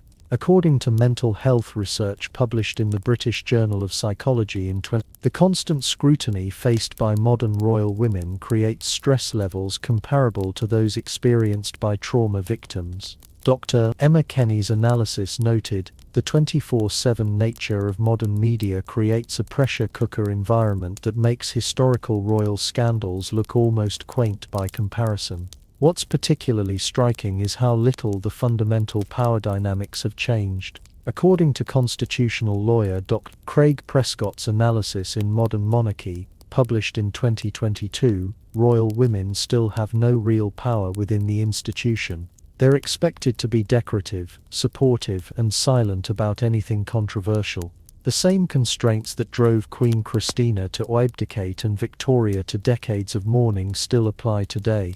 The international dimension has also expanded in ways that would amaze our historical figures. According to global media analysis by the Pew Research Center, published in 2023, royal scandals now play out across multiple continents simultaneously. Meghan and Harry's interviews and documentaries reached audiences that Catherine the Great could never have imagined, but they also faced criticism from media outlets in dozens of countries. But perhaps the most important lesson from our historical journey is this.